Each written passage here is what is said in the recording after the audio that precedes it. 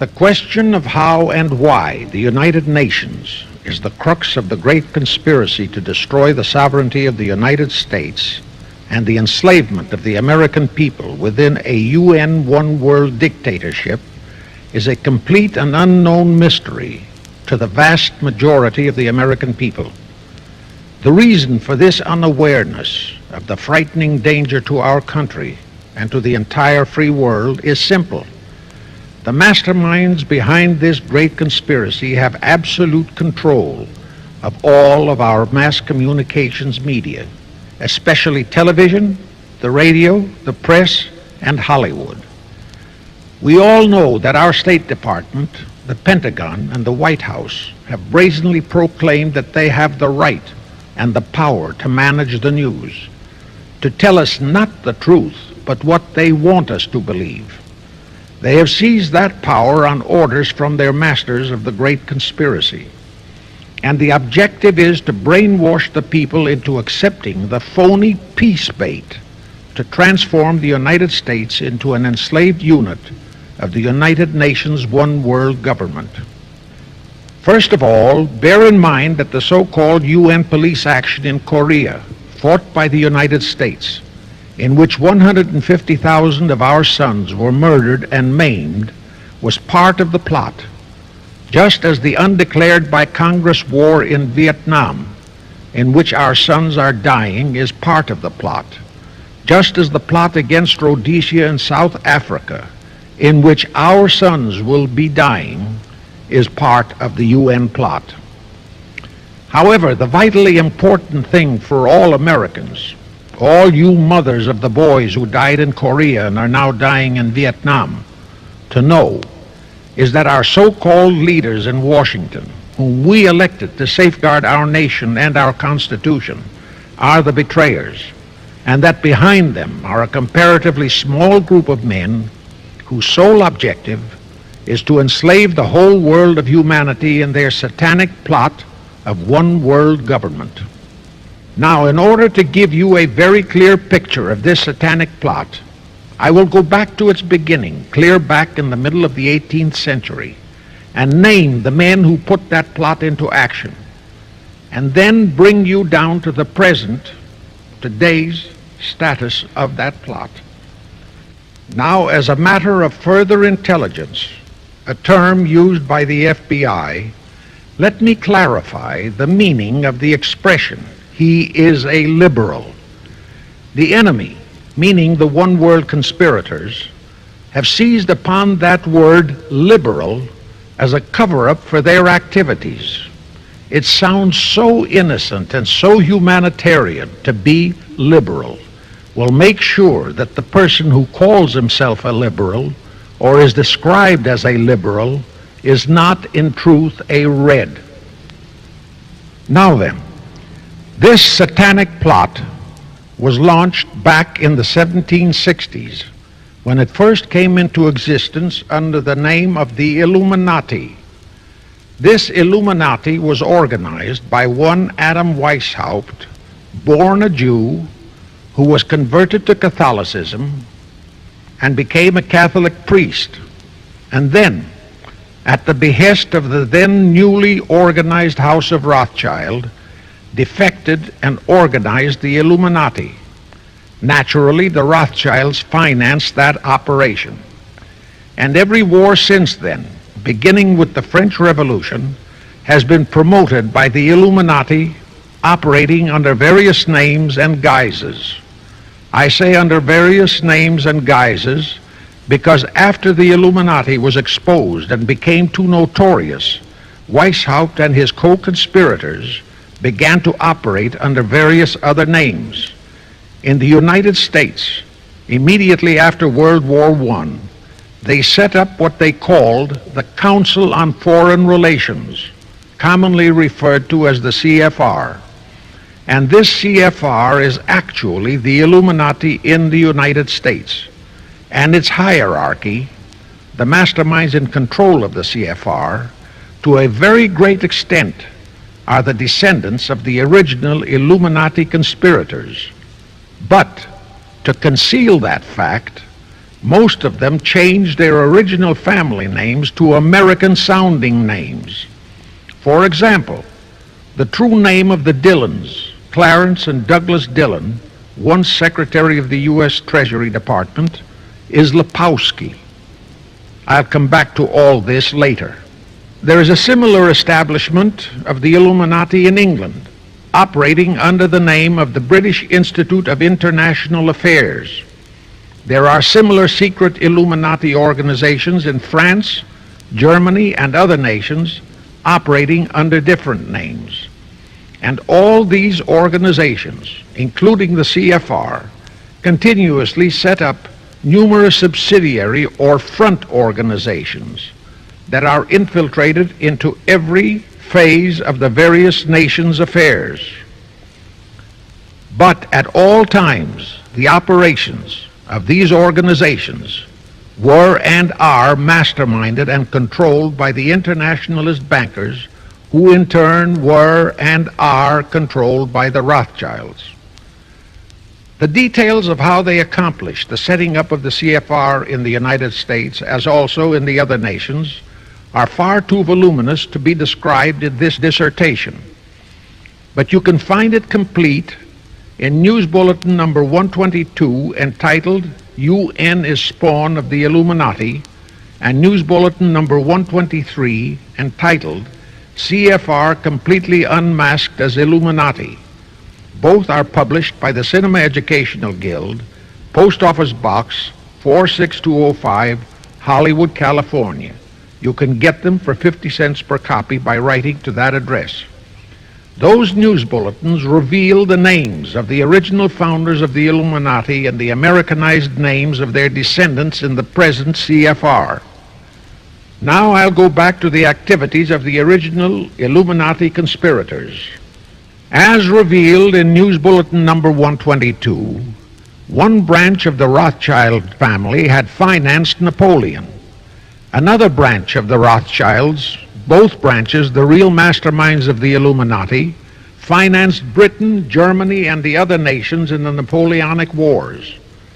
Immediately after the Napoleonic Wars, the Illuminati assumed that all the nations were so destitute and so weary of wars that they'd be glad for any solution. So the Rothschild stooges set up what they called the Congress in Vienna, and at that meeting they tried to create the first League of Nations, their first attempted one world government, on the theory that all the crowned heads of the European governments were so deeply in debt to them that they would willingly or unwillingly serve as their stooges. But the Tsar of Russia caught the stench of the plot and completely torpedoed it. The enraged Nathan Rothschild, then the head of that dynasty, vowed that someday he or his descendants would destroy the Tsar and his entire family. And his descendants did accomplish that very threat in 1917. At this point, bear in mind that the Illuminati was not set up to operate on a short-range basis. Normally, a conspirator of any type enters into a conspiracy with the expectation of achieving his objective during his own lifetime. But that was not the case with the Illuminati. True, they hope to accomplish their objective during their lifetime. But, paraphrasing The Show Must Go On, the Illuminati operates on the very long-range basis. Whether it will take scores of years or even centuries, they have dedicated their descendants to keep the plot boiling until, they hope, the conspiracy is achieved. Now let's go back to the birth of the Illuminati. Adam Weishaupt was a Jesuit-trained professor of canon law, teaching in Ingolstadt University when he defected from Christianity to embrace the Luciferian conspiracy. It was in 1770 that the professional moneylenders, the then recently organized House of Rothschild, retained him to revise and modernize the age-old protocols of Zionism, which from the outset was designed to give the synagogue of Satan, so named by Jesus Christ, ultimate world domination, so they could impose the Luciferian ideology upon what would remain of the human race after the final social cataclysm by use of satanic despotism. Weishaupt completed his task May 1st, 1776. Now you know why May 1 is the great day with all communist nations to this very day. That was the day, May 1, 1776, that Weishaupt completed his plan and officially organized the Illuminati to put the plan into execution. That plan required the destruction of all existing governments and religions. That objective was to be reached by dividing the masses of people whom he, Weishaupt, termed Goyim, or human cattle, into opposing camps in ever-increasing numbers on political, social, economic, and other issues, the very conditions we have in our country today. The opposing sides were then to be armed and incidents provided which would cause them to fight and weaken themselves and gradually destroy national governments and religious institutions. Again, I say, the very conditions in the world today. And at this point, let me stress a prime feature of the Illuminati plans. When and if their blueprint for world control, the protocols of the elders of Zion, is discovered and exposed, they would wipe all the Jews off the face of the earth in order to divert suspicions from themselves. If you think this is far-fetched, bear in mind that they permitted Hitler, a liberal socialist himself, who was financed by Krupp, Kennedy, the Warburgs, and the Rothschilds, to incinerate 600,000 Jews. Now, just why did the conspirators choose the word Illuminati for their satanic organization? Weishaupt himself said that the word is derived from Lucifer and means holders of the light, using the lie that his objective was to bring about a one-world government to enable those with mental ability to govern the world and prevent all wars in the future. In short, using the word peace on earth as his bait, exactly as that same bait, peace, was used by the 1945 conspirators to foist the United Nations on us. Weishaupt, financed, I repeat, by the Rothschilds, recruited some 2,000 paid followers. These included the most intelligent men in the fields of arts and letters, education, the sciences, finance, and industry. He then established lodges of the Grand Orient, Masonic lodges, to be their secret headquarters. And I again repeat that in all of this he was acting under orders from the House of Rothschild. The main features of the Weishaupt plan of operation required his Illuminati to do the following things to help them to accomplish their purpose. Number one, use monetary and sex bribery to obtain control of men already in high places in the various levels of all governments and other fields of endeavor. Once influential persons had fallen for the lies, deceits, and temptations of the Illuminati, they were to be held in bondage by application of political and other forms of blackmail, threats of financial ruin, public exposure and physical harm, even death, to themselves and loved members of their families. Do you realize how many present top officials in our federal government in Washington are controlled in just that way by the C.F.R.? Do you realize how many homosexuals in our State Department, the Pentagon, all federal agencies, even in the White House, are controlled that way? Number two, Illuminati on the faculties of colleges and universities were to cultivate students possessing exceptional mental ability belonging to well-bred families with international leanings and recommend them for special training in internationalism. Such training was to be provided by granting scholarships to those selected by the Illuminists. That gives you an idea what a Rhodes Scholarship means. It means indoctrination into accepting the idea that only a one-world government can put an end to recurring wars and strife. That's how the United Nations was sold to the American people. One of the most notable Rhodes Scholars we have in our country is Senator William J. Fulbright, sometimes referred to as Half-Bright. His entire voting record spells Illuminati.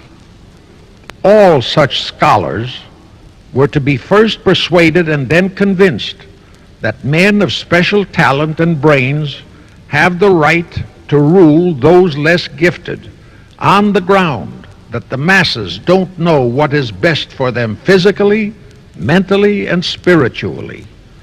In addition to the Rhodes and similar scholarships, today there are 3 special Illuminati schools located in Gordonstown in Scotland, Salem in Germany, and Anavryta in Greece.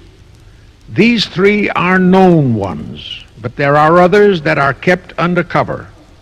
Prince Philip, the husband of Britain's Queen Elizabeth, was educated at Gordonstown at the instigation of Lord Louis Mountbatten, his uncle, a Rothschild relative who became Britain's admiral of the fleet after World War II ended. Number 3, all influential people trapped into coming under the control of the Illuminati, plus the students who had been specially educated and trained, were to be used as agents and placed behind the scenes of all governments as experts and specialists, so they would advise the top executives to adopt policies which would, in the long run, serve the secret plans of the Illuminati one-world conspiracy and bring about the destruction of the governments and religions they were elected or appointed to serve. Do you know how many such men operate in our government at this very time? Rusk, McNamara, Hubert Humphrey, Fulbright, Kuchel, and go on and on and on. Number 4, perhaps the most vital directive in Weishaupt's plan was to obtain absolute control of the press, at that time the only mass communications media, to distribute information to the public, so that all news and information could be slanted, so that the masses could be convinced that a one-world government is the only solution to our many and varied problems. Now do you know who owns and controls our mass communications media? I'll tell you, practically all the movie lots in Hollywood is owned by the Lehmans, Kuhn Loeb and Company, Goldman Sachs, and other internationalist bankers. All the national radio and TV channels in the nation are owned and controlled by those same internationalist bankers. The same is true of every chain of metropolitan newspapers and magazines, also of the press wire services, such as Associated Press, United Press International, etc. The supposed heads of all those media are merely the fronts for the internationalist bankers, who in turn compose the hierarchy of the CFR, today's Illuminati in America. Now can you understand why the Pentagon's press agent Sylvester so brazenly proclaimed that the government has the right to lie to the people? What he really meant was that our CFR-controlled government had the power to lie to and be believed by the brainwashed American people. And let's again go back to the first days of the Illuminati. Because Britain and France were the 2 greatest world powers in the late years of the 18th century, Weishaupt ordered the Illuminati to foment the colonial wars, including our Revolutionary War, to weaken the British Empire, and organize the French Revolution to destroy the French Empire. He scheduled the French Revolution to start in 1789. However, in 1784, a true act of God placed the Bavarian government in possession of evidence which proved the existence of the Illuminati, and that evidence could have saved France if they, the French government, hadn't refused to believe it. Here is how that act of God happened. It was in 1874 that Weishaupt issued his orders for the French Revolution. A German writer named Zwack put it into book form. It contained the entire Illuminati story and Weishaupt's plans. A copy of this book was sent to the Illuminists in France, headed by Robespierre, whom Weishaupt had delegated to foment the French Revolution. The courier was struck and killed by lightning as he rode through Raleston on his way from Frankfurt to Paris. The police found the subversive documents on his body and turned them over to the proper authorities. After careful study of the plot, the Bavarian government ordered the police to raid Weishaupt's newly organized lodges of the Grand Orient and the homes of his most influential associates. All additional evidence thus discovered convinced the authorities the documents were genuine copies of the conspiracy by which the Illuminati planned to use wars and revolutions to bring about the establishment of a one-world government, the powers of which they, headed by the Rothschilds, intended to usurp as soon as it was established, exactly in line with the United Nations plot of today. In 1785, the Bavarian government outlawed the Illuminati and closed the lodges of the Grand Orient. In 1786, they published all the details of the conspiracy. The English title of that publication is The Original Writings of the Order and Sect of the Illuminati. Copies of the entire conspiracy were sent to all the heads of church and state in Europe.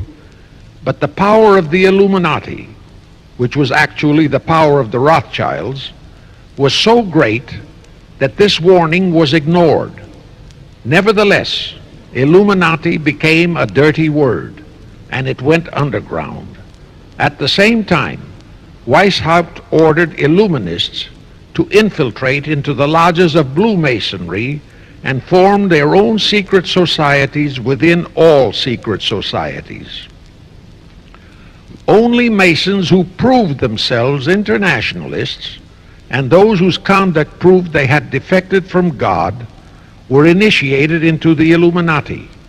Thenceforth, the conspirators donned the cloak of philanthropy and humanitarianism to conceal their revolutionary and subversive activities. In order to infiltrate into Masonic lodges in Britain, Weishaupt invited John Robison over to Europe. Robison was a high-degree Mason in the Scottish Rite. He was a professor of natural philosophy at Edinburgh University and secretary of the Royal Society of Edinburgh. Robison did not fall for the lie that the objective of the Illuminati was to create a benevolent dictatorship, but he kept his reactions to himself so well that he was entrusted with a copy of Weishaupt's revised conspiracy for study and safekeeping. Anyway, because the heads of state and church in France were deluded into ignoring the warnings given them, the revolution broke out in 1789 as scheduled by Weishaupt. In order to alert other governments to their danger, in 1798 Robison published a book entitled Proof of a Conspiracy to Destroy All Governments and Religions. But his warnings were ignored, exactly as our American people have been ignoring all warnings about the United Nations and the Council on Foreign Relations, the C.F.R. Now here is something that will stun and very likely outrage many who hear this, but there is documentary proof that our own Thomas Jefferson and Alexander Hamilton became students of Weishaupt. Jefferson was one of Weishaupt's strongest defenders when he was outlawed by his government. And it was Jefferson who infiltrated the Illuminati into the then newly organized lodges of the Scottish Rite in New England. Here is the proof. In 1789, John Robeson warned all Masonic leaders in America that the Illuminati had infiltrated into their lodges. And on July 19, 1789, David Papin, president of Harvard University, issued the same warning to the graduating class and lectured them on the influence Illuminism was acquiring on American politics and religion. And to top it off, John Quincy Adams, who had organized the New England Masonic lodges, issued his warnings. He wrote 3 letters to Colonel William L. Stone, a top Mason, in which he exposed how Jefferson was using Masonic lodges for subversive, Illuministic purposes. Those 3 letters are at this very time in Wittenberg Square Library in Philadelphia. In short, Jefferson, founder of the Democratic Party, was a member of the Illuminati, which at least partly accounts for the condition of the party at this time. And through infiltrations of the Republican Party, we have exactly nothing of loyal Americanism today. That disastrous rebuff at the Congress at Vienna, created by the Tsar of Russia, did not by any means destroy the Illuminati conspiracy. It merely forced them to adopt a new strategy. Realizing that the one world idea was, for the moment, killed, the Rothschilds decided that to keep the plot alive, they'd have to do it by heightening their control of the money systems of the European nations. Earlier, by a ruse, the outcome of the Battle of Waterloo had been falsified. Rothschild had spread a story that Napoleon had won that battle. That had precipitated a terrific panic on the stock market in England. All stocks had plummeted down to practically zero, and Nathan Rothschild bought all the stocks for virtually a penny on its dollar values. That gave him complete control of the economy of Britain and virtually of all Europe. So immediately after that Congress in Vienna had boomeranged, Rothschild forced Britain to set up a new Bank of England, which he absolutely controlled, exactly as later, through Jacob Schiff, he engineered our own Federal Reserve Act, which gave the House of Rothschild a secret control of the economy in the United States. But now for a moment, let's dwell on the activities of the Illuminati in the United States.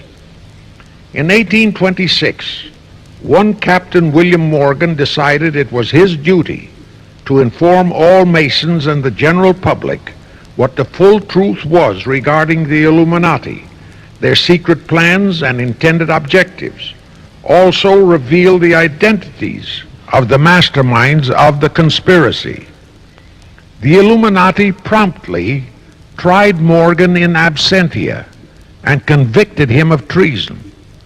They ordered one Richard Howard, an English Illuminist, to carry out their sentence of execution as a traitor. Morgan was warned and he tried to escape to Canada, but Howard caught up with him near the border, near the Niagara Gorge to be exact, where he murdered him. This was verified in a sworn statement made in New York by one Avery Allen to the effect that he heard Howard render his report of the execution to a meeting of Knights Templars in St. John's Hall, New York. He also told how arrangements had been made to ship Howard back to England. That Allen affidavit is on record in New York City archives. Very few Masons and very few of the general public know that general disapproval over that incident of murder caused approximately half of all the Masons in the northern jurisdiction of the United States to secede. Copies of the minutes of the meeting held to discuss that matter are still in existence in safe hands, and that all that secrecy emphasizes the power of the masterminds of the Illuminati to prevent such terrible events of history from being taught in our schools. In the early 1850s, the Illuminati held a secret meeting in New York, which was addressed by a British Illuminist named Wright. Those in attendance were told that the Illuminati was organizing to unite the nihilist and atheist groups with all other subversive groups into an international to be known as communists. That was when the word communist first came into being, and it was intended to be the supreme weapon and scare word to terrify the whole world and drive the terrorized peoples into the Illuminati one world scheme. This scheme, communism, was to be used to enable the Illuminati to foment future wars and revolutions. Clinton Roosevelt, a direct ancestor of Franklin Roosevelt, Horace Greeley and Charles Dana, foremost newspaper publishers of that time, were appointed to head a committee to raise funds for the new venture. Of course, most of the funds were provided by the Rothschilds. And this fund was used to finance Karl Marx and Engels when they wrote Das Kapital and the Communist Manifesto in Soho, England.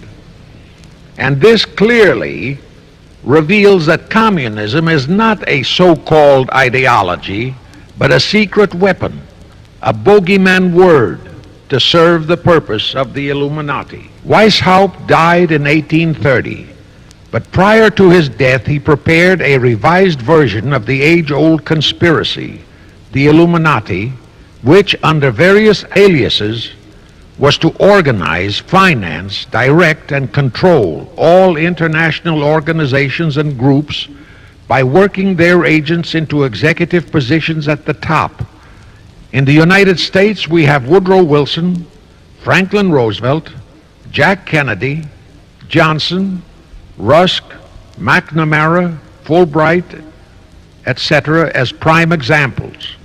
In addition, while Karl Marx was writing the Communist Manifesto under the direction of one group of Illuminists, Professor Karl Ritter of Frankfurt University was writing the antithesis under direction of another group. The idea was that those who direct the overall conspiracy could use the differences in those two so-called ideologies to enable them to divide larger and larger members of the human race into opposing camps so that they could be armed and then brainwashed into fighting and destroying each other, and particularly to destroy all political and religious institutions. The work Ritter started was continued after his death and completed by the German so-called philosopher Friedrich Wilhelm Nietzsche, who founded Nietzscheism. This Nietzscheism was later developed into fascism and then into Nazism and was used to foment World Wars I and II. In 1834, the Italian revolutionary leader Giuseppe Mazzini was selected by the Illuminati to direct their revolutionary program throughout the world. He served in that capacity until he died in 1872. But some years before he died, Mazzini had enticed an American general named Albert Pike into the Illuminati. Pike was fascinated by the idea of a one-world government, and ultimately he became the head of this Luciferian conspiracy. Between 1859 and 1871, he, Pike, worked out a military blueprint for 3 world wars and various revolutions throughout the world, which he considered would forward the conspiracy to its final stage in the 20th century. Again, I remind that these conspirators were never concerned with immediate success. They always operated on a long-range view. Pike did most of his work in his home in Little Rock, Arkansas, but a few years later, when the Illuminati's lodges of the Grand Orient became suspect and repudiated because of Mazzini's revolutionary activities in Europe, Pike organized what he called the New and Reformed Palladian Rite. He set up 3 Supreme Councils, one in Charleston, South Carolina, one in Rome, Italy, and the third in Berlin, Germany. He had Mazzini establish 23 subordinate councils in strategic locations throughout the world. These have been the secret headquarters of the world revolutionary movement ever since. Long before Marconi invented radio, the scientists in the Illuminati had found the means for Pike and the heads of his councils to communicate secretly. It was the discovery of that secret that enabled intelligence officers to understand how apparently unrelated incidents, one such as the assassination of an Austrian prince at Sarajevo, took place simultaneously throughout the world, which developed into a war or a revolution. Pike's plan was as simple as it has proved effective. It called for communism, Nazism, political Zionism, and other international movements be organized and used to foment 3 global world wars and at least 2 major revolutions. The First World War was to be fought so as to enable the Illuminati to destroy Tsarism in Russia, as vowed by Rothschild after the Tsar had torpedoed his scheme at the Congress in Vienna, and to transform Russia into a stronghold of atheistic communism.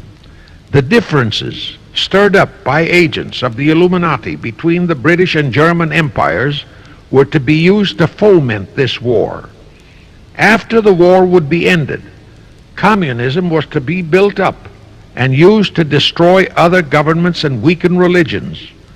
World War II, when and if necessary, was to be fomented by using the controversies between fascists and political Zionists. And here let it be noted that Hitler was financed by Krupp, the Warburgs, the Rothschilds, and other internationalist bankers, and that the slaughter of the supposed 600,000 Jews by Hitler didn't bother the Jewish internationalist bankers at all. That slaughter was necessary in order to create worldwide hatred of the German people and thus bring about the war against them. In short, this Second World War was to be fought to destroy Nazism and to increase the power of political Zionism so that the State of Israel could be established in Palestine. During this World War II, international communism was to be built up until it equaled in strength that of united Christendom.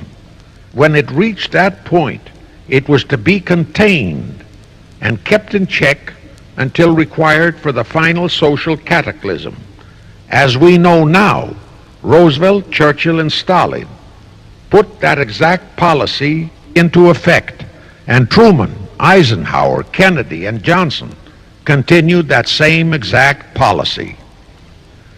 World War III is to be fomented by using the so-called controversies the agents of the Illuminati, operating under whatever new name, are now stirring up between the political Zionists and the leaders of the Muslim world. That war is to be directed in such a manner that all of Islam and political Zionism, Israel, will destroy each other, while at the same time the remaining nations, once more divided on this issue, will be forced to fight themselves into a state of complete exhaustion, physically, mentally, spiritually, and economically. Now, can any thinking person doubt that the intrigue now going on in the Near, Middle, and Far East is designed to accomplish that satanic objective? Pike himself foretold all this in a statement he made to Mazzini on August 15, 1871. Pike stated that after World War III is ended, those who will inspire to undisputed world domination will provoke the greatest social cataclysm the world has ever known. Quoting his own words, taken from the letter he wrote to Mazzini, and which letter is now catalogued in the British Museum in London, England, he said, "We shall unleash the nihilists and the atheists, and we shall provoke a great social cataclysm which in all its horror will show clearly to all nations the effect of absolute atheism, the origin of savagery and of most bloody turmoil.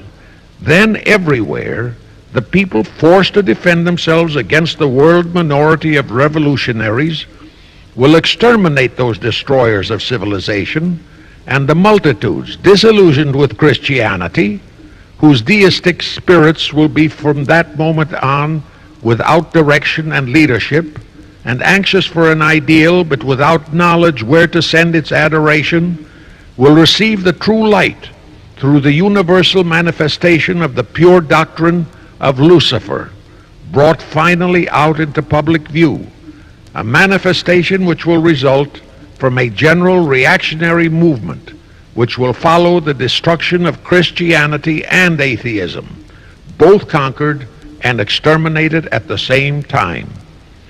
When Mazzini died in 1872, Pike made another Italian revolutionary leader named Adrian Lemmy his successor. Lemmy, in turn, was succeeded by Lenin and Trotsky, then by Stalin. The revolutionary activities of all those men were financed by British, French, German, and American international bankers, all of them dominated by the House of Rothschild. We are supposed to believe that the international bankers of today, like the money changers of Christ's day, are only the tools or agents of the great conspiracy, but actually they are the masterminds behind all of it. While the general public has been brainwashed by all the mass communications media into believing that communism is a movement of the so-called workers, the actual fact is that both British and American intelligence officers have authentic documentary evidence that international liberals operating through their international banking houses, particularly the House of Rothschild, have financed both sides in every war and revolution since 1776. Those who today comprise the conspiracy, the CFR in the United States, direct our governments, whom they hold in usury through such methods as the Federal Reserve System in America, to fight wars such as Vietnam, created by the United Nations, so as to further Pike's Illuminati plans to bring the world to that stage of the conspiracy when atheistic communism and the whole of Christianity can be forced into an all-out Third World War within each remaining nation, as well as on an international scale. The headquarters of the great conspiracy in the late 1700s was in Frankfurt, Germany, where the House of Rothschild had been established by Mayer Anschelm, who adopted the Rothschild name and linked together other international financiers who had literally sold their souls to the devil. After the Bavarian government's exposure in 1786, the conspirators moved their headquarters to Switzerland, then to London. Since World War II, after Jacob Schiff, the Rothschild's boy in America, died, the headquarters of the American branch has been in the Harold Pratt Building, New York, and the Rockefellers, originally protégés of Schiff, have taken over the manipulation of finances in America for the Illuminati.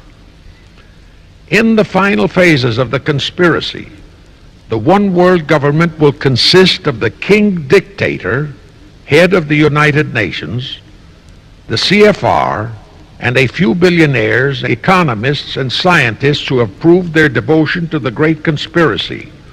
All others are to be integrated into a vast conglomeration of mongrelized humanity, actually slaves. Now let me show you how our federal government and the American people have been sucked into the one world takeover plot of the Illuminati Great Conspiracy, and always bear in mind that the United Nations was created to become the housing for that one world so-called liberal conspiracy. The real foundations of the plot for the takeover of the United States were laid during the period of our Civil War. Not that Weishaupt and the earlier masterminds had ever overlooked the New World. As I have previously indicated, Weishaupt had his agents planted over here as far back as the Revolutionary War. But George Washington was more than a match for them. It was during the Civil War that the conspirators launched their first concrete efforts. We know that Judah Benjamin, chief advisor of Jefferson Davis, was a Rothschild agent. We also know that there were Rothschild agents planted in Abraham Lincoln's cabinet who tried to sell him into a financial dealing with the House of Rothschild. But old Abe saw through the scheme and bluntly rejected it, thereby incurring the undying enmity of the Rothschilds, exactly as the Russian Tsar did when he torpedoed their first League of Nations at the Congress in Vienna. Investigation of the assassination of Lincoln revealed that the assassin, Booth, was a member of a secret conspiratorial group. Because there were a number of highly important government officials involved, the name of the group was never revealed, and it became a mystery, exactly as the assassination of Jack Kennedy still is a mystery. But I am sure it will not for long remain a mystery. Anyway, the ending of the Civil War destroyed, temporarily, all chances of the House of Rothschild to get a clutch on our money system, such as they had acquired in Britain and other nations in Europe. I say temporarily because the Rothschilds and the masterminds of the conspiracy never quit. So they had to start from scratch, but they lost no time in getting started. Shortly after the Civil War, a young immigrant who called himself Jacob H. Schiff arrived in New York. Jacob was a young man with a mission for the House of Rothschild. Jacob was the son of a rabbi, born in one of Rothschild's houses in Frankfurt, Germany. I won't go deeply into his background. The important point is that Rothschild recognized in him not only a potential money wizard, but more important, he also saw the latent Machiavellian qualities in Jacob that could, as it did, make him an invaluable functionary in the great one-world conspiracy. After a comparatively brief training period in the Rothschilds' London bank, Jacob left for America with instructions to buy into a banking house, which was to be the springboard to acquire control of the money system of the United States. Actually, Jacob came here to carry out 4 specific assignments. Number 1, and most important, was to acquire control of America's money system. Number 2, find desirable men who, for a price, would be willing to serve as stooges for the great conspiracy and promote them into high places in our federal government, our Congress, in the U.S. Supreme Court, and all federal agencies. Number 3, create minority group strife throughout the nations, particularly between whites and blacks.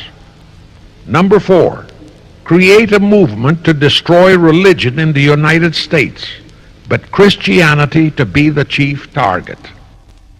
Earlier, I stated that Jacob Schiff came to America with orders by Rothschild to carry out 4 specific directives. The first and most important one was to get control of the United States money system. Let's trace Schiff's step to accomplish that directive.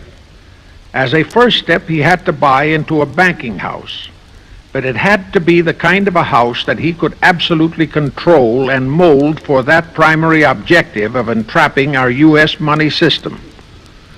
After carefully scouting around, Jacob bought a partnership in a firm that called itself Kuhn and Loeb.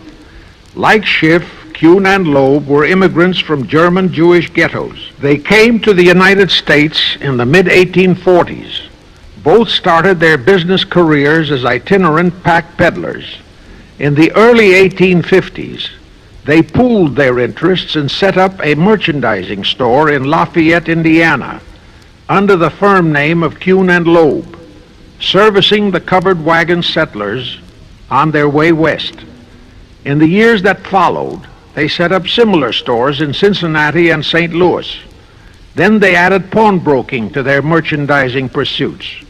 From that to money lending was a short and quick step. By the time Schiff arrived on the scene, Kuhn and Loeb was a well-known private banking firm, and this is the firm Jacob bought into. Shortly after he became a partner in Kuhn and Loeb, Schiff married Loeb's daughter, Teresa. Then he bought out Kuhn's interests and moved the firm to New York, and Kuhn and Loeb became Kuhn, Loeb and Company, international bankers, with Jacob Schiff, agent of the Rothschilds, ostensibly the sole owner.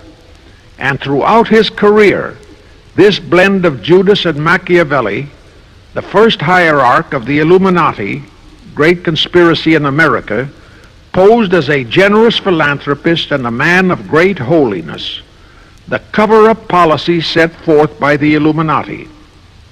As I have stated, the first great step of the conspiracy was to be the entrapment of our money system.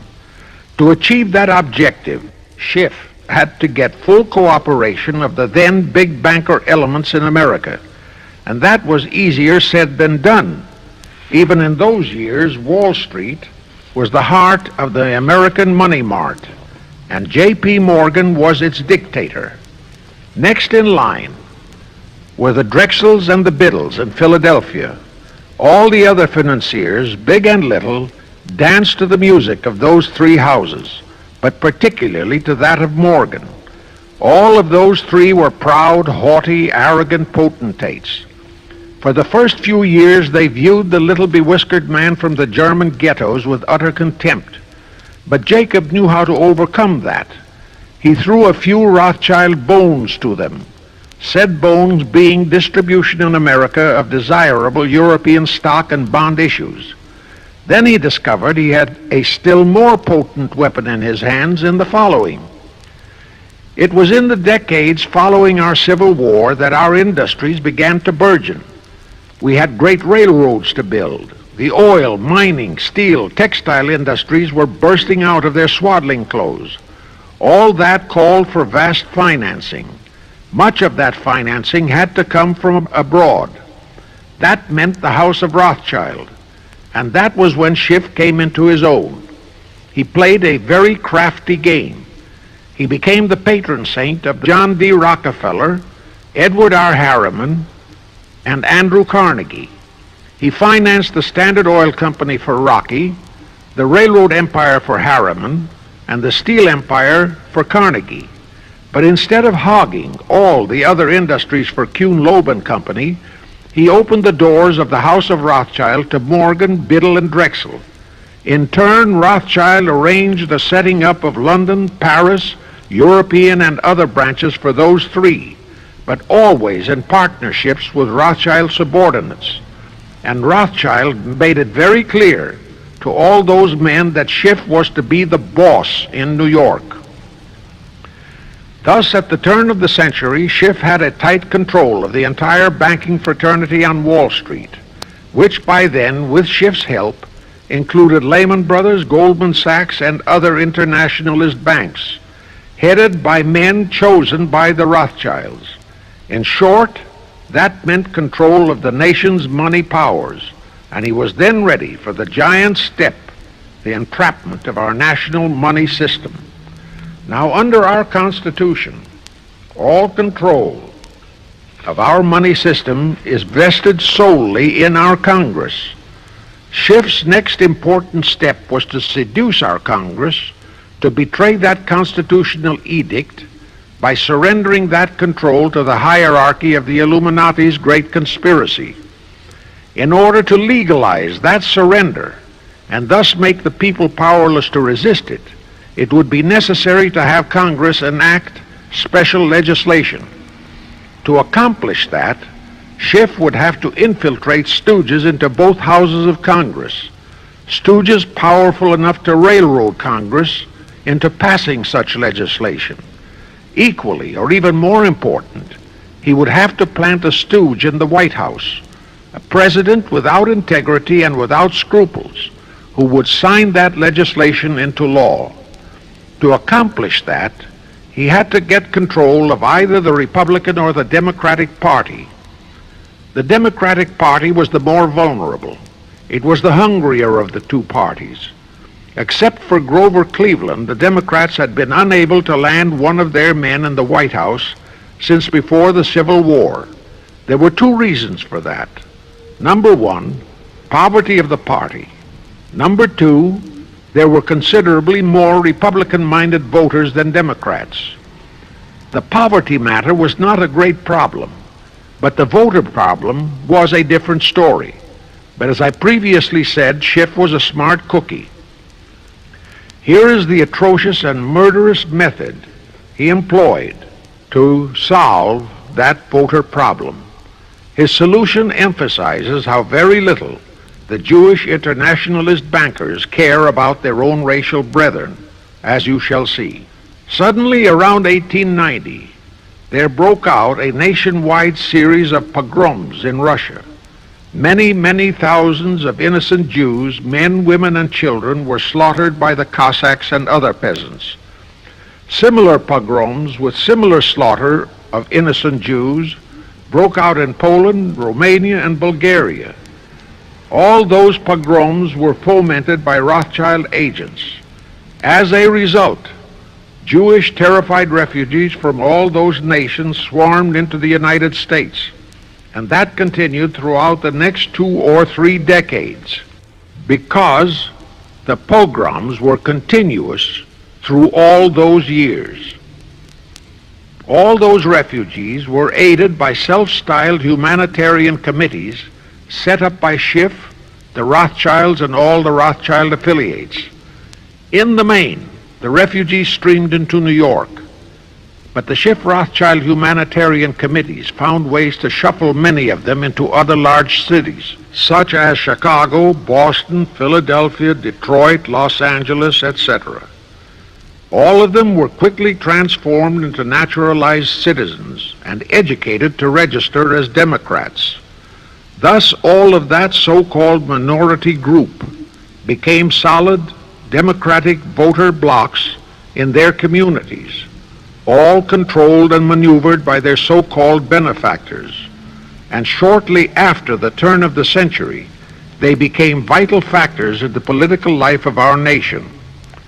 That was one of the methods Schiff employed to plant men like Nelson Aldrich in our Senate and Woodrow Wilson in the White House.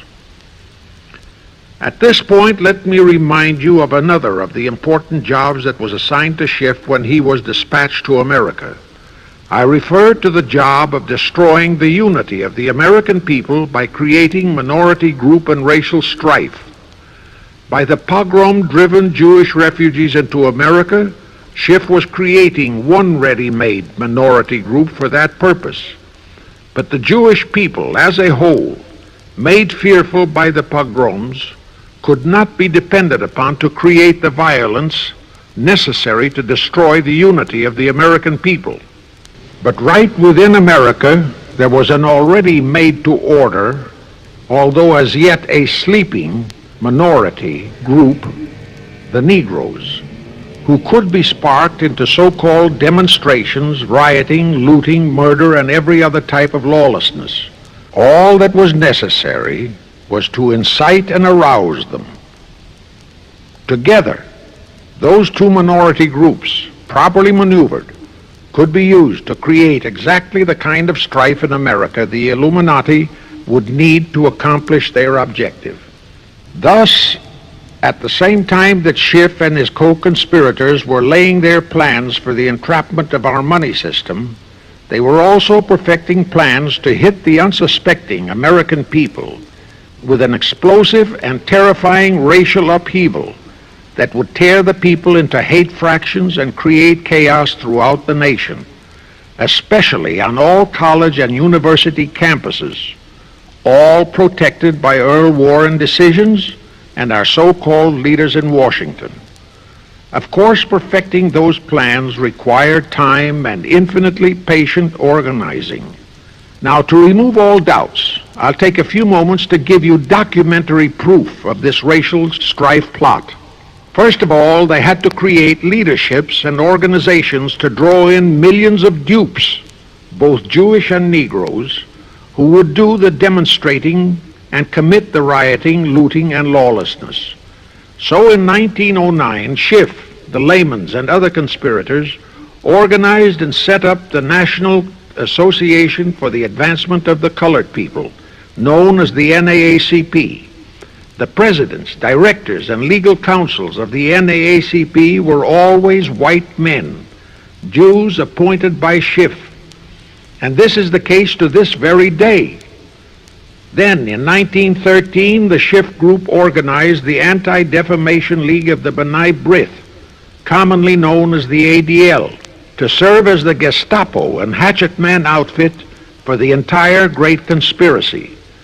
Today, this sinister ADL maintains over 2,000 agencies in all parts of the country, and they advise and completely control every action of the NAACP, CORE, of the Urban League, of all the other so-called Negro civil rights organizations throughout the nation, including such leaders as Martin Lucifer King, Stokely Carmichael, Bayard Rustin, and others of that ilk. In addition, the ADL acquired absolute control of the advertising budgets of many department stores, hotel chains, and TV and radio industrialist sponsors, also advertising agencies, in order to control practically all the mass communications media and force every loyal newspaper to slant and falsify the news, and to further incite and at the same time create sympathy for the lawlessness and violence of the Negro mobs. Here is documentary proof of the beginning of their deliberate plot to foment the Negroes into all their lawlessness. Around 1910, one Israel Zangwill wrote a play entitled The Melting Pot. It was sheer propaganda to incite the Negroes and Jews, because the play purportedly visualized how the American people were discriminating against and persecuting Jews and Negroes. At that time, nobody seemed to realize that it was a propaganda play. It was that cleverly written. The propaganda was well wrapped up in the truly great entertainment in the play, and it was a big Broadway hit. Now, in those years, the legendary Diamond Jim Brady used to throw a banquet at the famous Delmonico restaurant in New York after the opening performance of a popular play. He threw such a party for the cast of The Melting Pot, its author, producer, and chosen Broadway celebrities. By then, I'd already made a personal mark on the Broadway theater and was invited to that party. There I met George Bernard Shaw and a Jewish writer named Israel Cohen. Zangwill, Shaw, and Cohen were the triumvirate who created the Fabian Society in England, and had worked closely with a Frankfurt Jew named Mordecai, who had changed his name to Karl Marx. But remember, at that time, both Marxism and communism were just emerging, and nobody paid much attention to either, and nobody suspected the propaganda in the writings of those three really brilliant writers. At that banquet, Israel Cohen told me he was then engaged in writing a book which was to be a follow-up on Zangwill's The Melting Pot. The title of his book was to be A Racial Program for the 20th Century. At that time, I was completely absorbed by my work as a playwright, and significant as that title was, its real objective never dawned on me, nor was I interested in reading the book. But it suddenly hit me with the force of a hydrogen bomb when I received a newspaper clipping of an item published by the Washington, D.C. Evening Star in May 1957. That item was a verbatim reprint of the following excerpt in Israel Cohen's book, A Racial Program for the 20th Century, and it reads, as I quote, "We must realize that our party's most powerful weapon is racial tension. By propounding into the consciousness of the dark races that for centuries they have been oppressed by the whites, we can mold them to the program of the Communist Party. In America, we will aim for subtle victory. While inflaming the Negro minority against the whites, we will instill in the whites a guilt complex for their exploitation of the Negroes. We will aid the Negroes to rise to prominence in every walk of life, in the professions and in the world of sports and entertainment. With this prestige, the Negro will be able to intermarry with the whites and begin a process which will deliver America to our cause." That same excerpt was entered into the congressional record of June 7, 1957 by Representative Thomas G. Abernathy. Thus the authenticity of that passage in Cohen's book was fully established. But the one question that remained in my mind was whether it represented the official policy or plot of the Communist Party or just a personal expression of Cohen himself. Hence I sought more proof, and I found it. In an official pamphlet published in 1935 by the New York Communist Party's official Workers' Library Publishers. That pamphlet was entitled, "The Negroes in a Soviet America." It urged the Negroes to rise up, form a Soviet state in the South, and apply for admission to the Soviet Union. It contained a firm pledge that the revolt would be supported by all American Reds and all so-called liberals. On page 38, it promised that a Soviet government would confer greater benefits to Negroes than to whites. And again, this official communist pamphlet pledged that, I quote, "Any act of discrimination or prejudice against a Negro will become a crime under the revolutionary law," unquote. That statement proved that the excerpt in Israel Cohen's book, published in 1913, was an official edict of the Communist Party and directly in line with the Illuminati blueprint for world revolution issued by Weishaupt and later by Albert Pike. Now there's only one question, and that is to prove that the communist regime is directly controlled by the American Jacob Schiff and London Rothschild masterminds of the Great Conspiracy. A little later, I will provide that proof that will remove even a remote doubt that the Communist Party as we know it was created by those masterminds, capitalists if you will note, that Schiff, the Warburgs, and the Rothschilds planned and financed the entire Russian Revolution, also the murder of the Tsar and his family, and that Lenin, Trotsky, and Stalin took their orders directly from Schiff and the other capitalists whom they supposedly are fighting. Now can you see why the vile Earl Warren and his equally vile co-Supreme Court justices issued that infamous and treasonous desegregation decision in 1954? It was to aid and abet the plot of the Illuminati conspirators to create tension and strife between Negroes and whites. Can you see why the same Earl Warren issued his decision prohibiting Christian prayers and Christmas carols in our schools? It was done to destroy Christianity. Can you see why Eisenhower, despite all the rigid constitutional prohibitions, sent federal troops into a southern state to enforce the desegregation decision? Why Kennedy did likewise? And can you see why Johnson and 66 senators, despite the protests of 90% of the American people, voted for the Consular Treaty, which opens our entire country to Russian spies and saboteurs? All those 66 senators are 20th century Benedict Arnolds. It is up to you and you, all of the American people, to force Congress, our elected servants, to haul in those American traitors for impeachments, and that when proven guilty, they all be given the punishment prescribed for traitors who aid and abet our enemies. And that includes the forcing of rigid investigations by Congress of the CFR and all their fronts, such as the ADL, the NAACP, SNCC, and such Illuminati tools as Martin Lucifer King. Such investigations will completely unmask all the leaders in Washington and the Illuminati and all their affiliations and affiliates as traitors carrying out the Illuminati plot. It will completely unmask the United Nations as the intended crux of the entire plot and force Congress to take the U.S. out of the UN and hurl the UN out of the U.S. In fact, it will destroy the UN and the entire plot. Before I close this phase, I wish to reiterate and stress one vital point, which I urge you to never forget if you wish to save our country for your children and their children.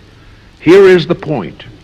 Every unconstitutional and unlawful act committed by Woodrow Wilson, by Franklin Roosevelt, by Truman, Eisenhower, and Kennedy, and are now being committed by Johnson, is exactly in line with the Illuminati conspirators' centuries-old plot outlined by Weishaupt and Albert Pike. Every vicious decision issued by the traitorous Earl Warren and his equally traitorous Supreme Court justices was directly in line with what the Illuminati blueprint required. That all the treason committed by our State Department under Rusk and earlier by John Foster Dulles and Marshall, also all the treason committed by McNamara and his predecessors, is directly in line with that same Illuminati blueprint for the takeover of the world. Also the amazing treason by various members of our Congress, especially by the 66 senators who signed for the Consular Treaty, has been committed on orders from the Illuminati. Now I will go back to Jacob Schiff's entrapment of our money system and the treasonous actions that followed.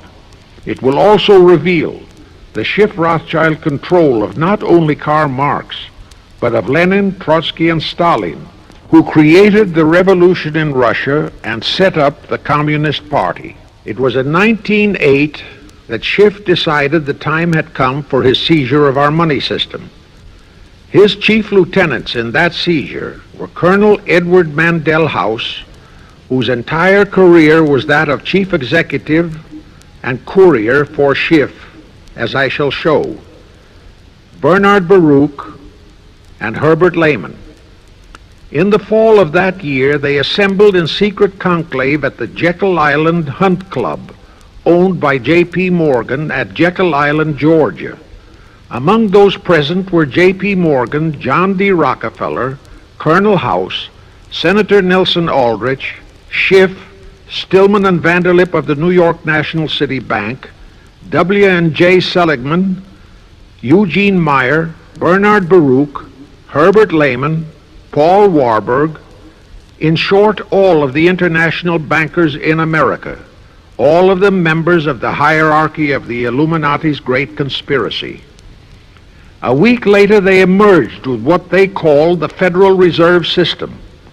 Senator Aldrich was the stooge who was to railroad it through Congress. But they held that railroading in abeyance for one chief reason. They would first have to plant their man, an obedient stooge, in the White House to sign the Federal Reserve Act into law. They knew that even if the Senate would pass that act unanimously, the then newly elected President Taft would promptly veto it. So they waited. In 1912, their man, Woodrow Wilson, was elected to the presidency. Immediately after Wilson was inaugurated, Senator Aldrich railroaded the Federal Reserve Act through both houses of Congress, and Wilson promptly signed it, and the Federal Reserve Act became law. That heinous act of treason was committed in December 23, 1913, 2 days before Christmas, when all the members of Congress, except for several carefully picked representatives and 3 equally carefully picked senators, were away from Washington. How heinously treasonous was that act? I'll tell you. Our founding fathers knew full well the power of money. They knew that whoever had that power held the destiny of our nation in his hands. Therefore, they carefully guarded this power when they set forth in the Constitution that Congress, the elected representatives of the people, alone would have that power. The constitutional language on this point is brief, concise, and specific, stated in Article 1, Section 8, Paragraph 5, defining the duties and powers of Congress, and I quote, "To coin money, regulate the value thereof, and of foreign coin, and the standard of weights and measures," unquote. But on that tragic, unforgettable day of infamy, December 23, 1913, the men we sent to Washington to safeguard our interests, the representatives and senators and Woodrow Wilson, delivered the destiny of our nation into the hands of two aliens from Eastern Europe, Jacob Schiff and Paul Warburg. Warburg was a very recent immigrant who came here on orders from Rothschild for the express purpose of blueprinting that foul Federal Reserve Act. Now, the vast majority of the American people think that the Federal Reserve System is a United States government-owned agency. That is positively false. All of the stock of the Federal Reserve banks is owned by the member banks, and the heads of the member banks are all members of the hierarchy of the great Illuminati conspiracy known today as the C.F.R. The details of that act of treason in which many traitorous so-called Americans participated are far too long for this recording, but all those details are available in a book entitled The Federal Reserve Conspiracy, written by Eustace Mullins. In that book, Mullins tells the entire horrifying story and backs it up with unquestionable documentations. Aside from it being a truly fascinating and shocking story of that great betrayal, every American should read it as a matter of vital intelligence for the time when the whole American people will finally come awake and smash the entire conspiracy. And with God's help, that awakening will surely come. You can get a copy of that book from the publishers, the Christian Educational Association, 530 Chestnut Street, Union, New Jersey.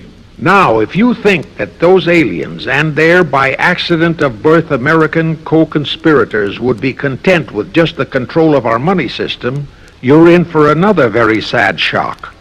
The Federal Reserve System gave the conspirators complete control of our money system, but it in no way touched the earnings of the people, because the Constitution positively forbids what is now known as the 20% withholding tax. But the Illuminati blueprint for one world enslavement called for the confiscation of all private property and control of individual earning powers. This, and Karl Marx stressed that feature in his blueprint, had to be accomplished by a progressive graduated income tax. As I stated, such a tax could not lawfully be imposed upon the American people. It is succinctly and expressly forbidden by our Constitution. Thus, only an amendment to the Constitution could give the federal government such confiscatory powers. Well, that too was not an insurmountable problem for our Machiavellian plotters. The same elected leaders in both houses of Congress and the same Mr. Woodrow Wilson, who signed the infamous Federal Reserve Act into law, amended the Constitution to make the federal income tax, known as the 16th Amendment, a law of the land. Both are illegal under our Constitution. In short, the same traitors signed both betrayals, the Federal Reserve Act and the 16th Amendment, into law. However, it seems that nobody ever realized that the 16th Amendment was set up to rob, and I do mean rob, the people of their earnings via the income tax provision. The plotters didn't fully use that provision until World War II, when that great humanitarian, Franklin Roosevelt, applied a 20% withholding tax on all small wage earners and up to 90% on higher incomes. Oh, of course, he faithfully promised that it would be only for the duration of the war. But what was a promise to such a charlatan who in 1940, when he was running for his third term, kept proclaiming, I say again and again and again that I will never send American boys to fight on foreign soil. Remember? He was proclaiming that even as he was already preparing to plunge us into World War II by enticing the Japanese into that sneak attack on Pearl Harbor to furnish him with his excuse. And before I forget, let me remind you that another charlatan named Woodrow Wilson used exactly that same campaign slogan in 1916. His slogan was, "Re-elect the man who will keep your sons out of the war." Exactly the same formula, exactly the same promises. But wait, as Al Jolson used to say, you ain't heard nothing yet. That 16th Amendment income tax trap was intended to confiscate, rob, the earnings only of the common herd, you and me. It was not intended to even touch the huge incomes of the Illuminati gang, the Rockefellers, the Carnegies, the Lehmans, and all the other conspirators. So together with that 16th Amendment, they created what they called the tax-free foundations. That would enable the conspirators to transform their huge wealth into such so-called foundations and avoid payment of virtually all income taxes. The excuse for it was that the earnings of those tax-free foundations would be devoted to humanitarian philanthropy. So we now have the several Rockefeller foundations, the Carnegie Endowment Fund, the Ford Foundation, the Mellon Foundation, and hundreds of similar tax-free foundations. And what kind of philanthropy do these foundations support? Well, they finance all the civil rights groups that are creating all the chaos and rioting all over the country. They finance the Martin Lucifer Kings. The Ford Foundation finances the Center for the Study of Democratic Institutions in Santa Barbara, commonly referred to as Moscow West, and which is headed by Wonderboy Hutchins, Walter Reuther, Irwin Canham, and others of that ilk. In short, the tax-free foundation financed those who are doing the job for the Illuminati Great Conspiracy. And what are the hundreds of billions of dollars they confiscate every year from the earnings of the common herd, you and me, used for? Well, for one thing, there's the foreign aid gimmick, which gave billions to communist Tito, plus gifts of hundreds of jet planes, many of which were turned over to Castro, plus the costs of training communist pilots so that they can the better shoot down our planes, billions to Red Poland, billions to India, billions to Sukarno, billions to other enemies of the United States. That's what that treasonously railroaded 16th Amendment has done to our nation, to the American people, to you and to me, to your children and their children. Our C.F.R. Illuminati-controlled federal government can grant tax-free status to all foundations and pro-red one-world outfits, such as the Fund for the Republic. But if you, or a patriotic pro-organization, is too outspokenly pro-American, they can terrify and intimidate you by finding a misplaced comma in your income tax report and by threatening you with penalties, fines, and even prison. Future historians will wonder how the American people could have been so naive and stupid as to have permitted such audaciously brazen acts of treason as the Federal Reserve Act and the 16th Amendment. Well, they were not naive and they were not stupid. The answer is they trusted the men they elected to safeguard our country and our people, and they just didn't have even an inkling about either betrayal until after each one had been accomplished. It was the Illuminati-controlled mass communications media that kept and is keeping our people naive and stupid and unaware of the treason being committed. Now the great question is, when will the people wake up and do to our traitors of today what George Washington and our founding fathers would have done to Benedict Arnold? Actually, Benedict Arnold was a petty traitor compared to our present traitors in Washington.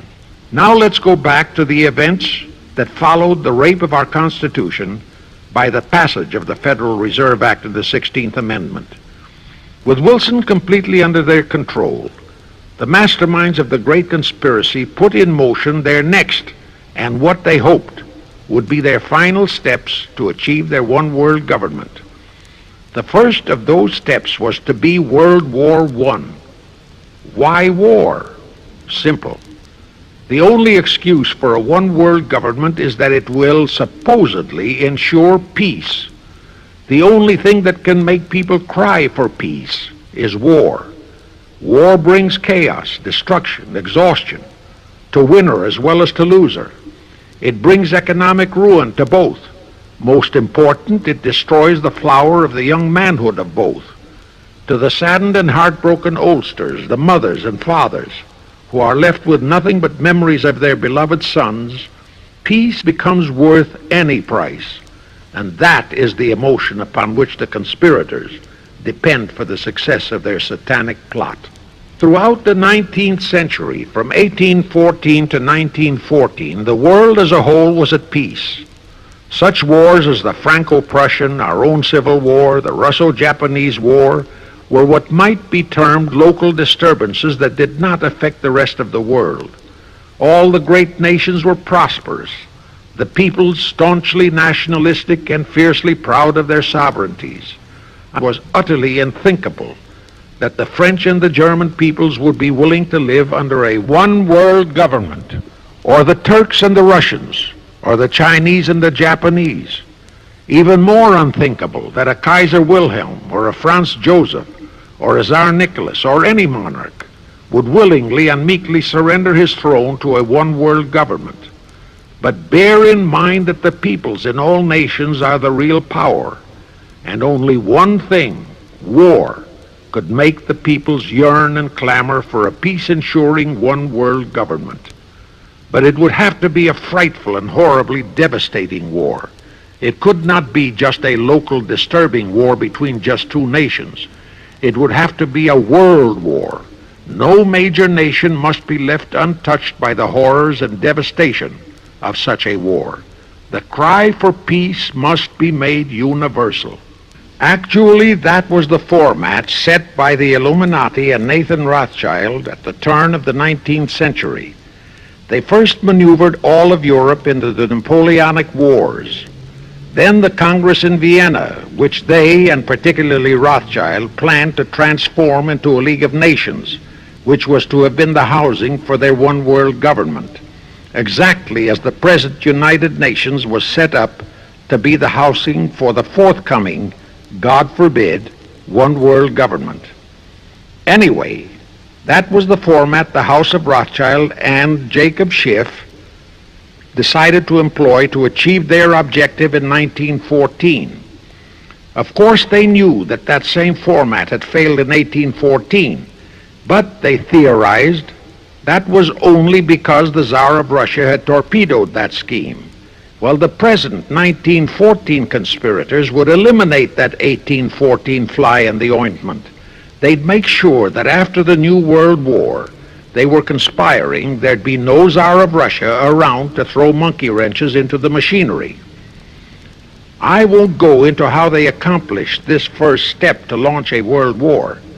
History records that World War I was precipitated by a trivial incident, the kind of incident both Weishaupt and Albert Pike had incorporated in their blueprints. That incident was the assassination of an Austrian archduke, arranged by the Illuminati masterminds. The war followed. It involved Germany, Austria-Hungary, and their allies, so-called the Axis powers, against France, Britain, and Russia, called the Allies. Only the United States was not involved during the first 2 years. By 1917, the conspirators had achieved their primary objective. All of Europe was in a state of destitution. All the peoples were war-weary and crying for peace. And the outcome, too, was all set. It was to come as soon as the United States would be hurled in on the side of the Allies. And that was all set to happen immediately after Wilson's re-election. After that, there could be only one outcome: complete victory for the Allies.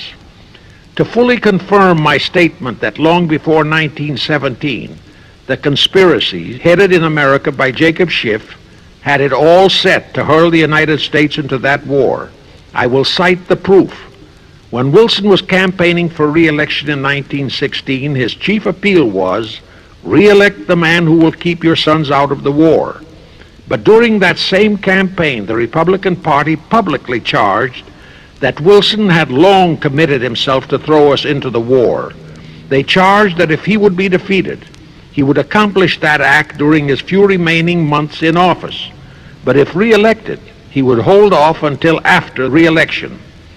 But at that time, the American people looked upon Wilson as a God-man. Well, Wilson was re-elected, and as per the schedule of the conspirators, he hurled us into the war in 1917.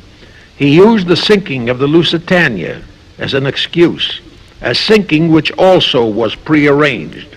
Roosevelt, also a God-man in the eyes of the American people, followed the same technique in 1941 when he used the prearranged Pearl Harbor attack as his excuse for hurling us into World War II.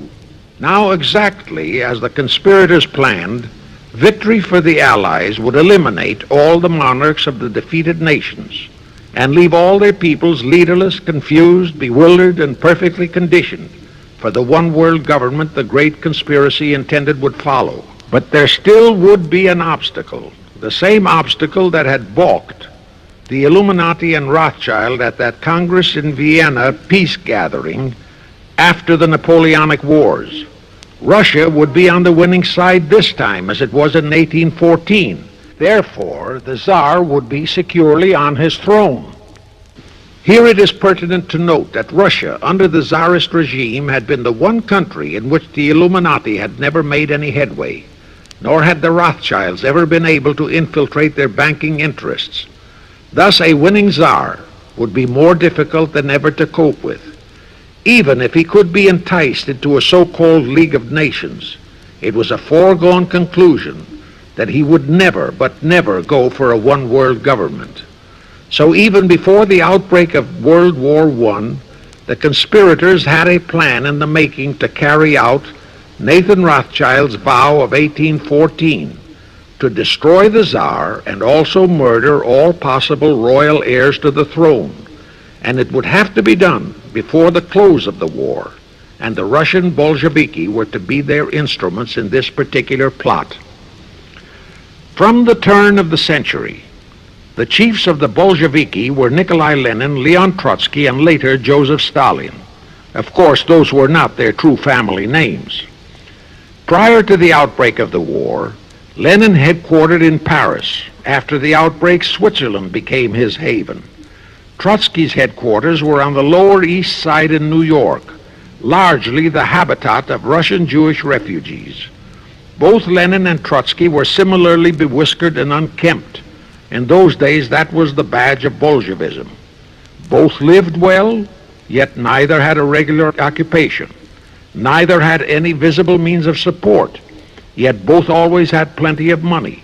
All those mysteries were solved in 1917. Right from the outset of the war, strange and mysterious goings-on were taking place in New York. Night after night, Trotsky darted furtively in and out of Jacob Schiff's palatial mansion. And in the dead of those same nights, there were gatherings of hoodlums of New York's Lower East Side, all of them Russian refugees, at Trotsky's headquarters, and all were going through some mysterious sort of training process. But it was all shrouded in mystery. Nobody talked, although it did leak out that Schiff was financing all of Trotsky's activities. Then suddenly Trotsky vanished. So did approximately 300 of his trained hoodlums. Actually, they were on the high seas in a Schiff-chartered ship bound for a rendezvous with Lenin and his gang in Switzerland. And on that ship was $20 million in gold, the $20 million Schiff provided to finance the Bolsheviki takeover of Russia. In anticipation of Trotsky's arrival, Lenin prepared to throw a party in his Switzerland hideaway. Men of the very highest places in the world were to be guests at that party. Among them were the mysterious Colonel Edward Mandell House, Woodrow Wilson's mentor and palsy-walsy, and more important, Schiff's special and confidential messenger. Another of the expectant guests was Warburg of the Warburg banking clan in Germany, who were financing the Kaiser, and whom the Kaiser had rewarded by making him chief of the secret police of Germany. In addition, there were the Rothschilds of London and Paris, also Litvinov, Kaganovich, Stalin, who was then head of a train and bank-robbing gang of bandits. He was known as the Jesse James of the Urals.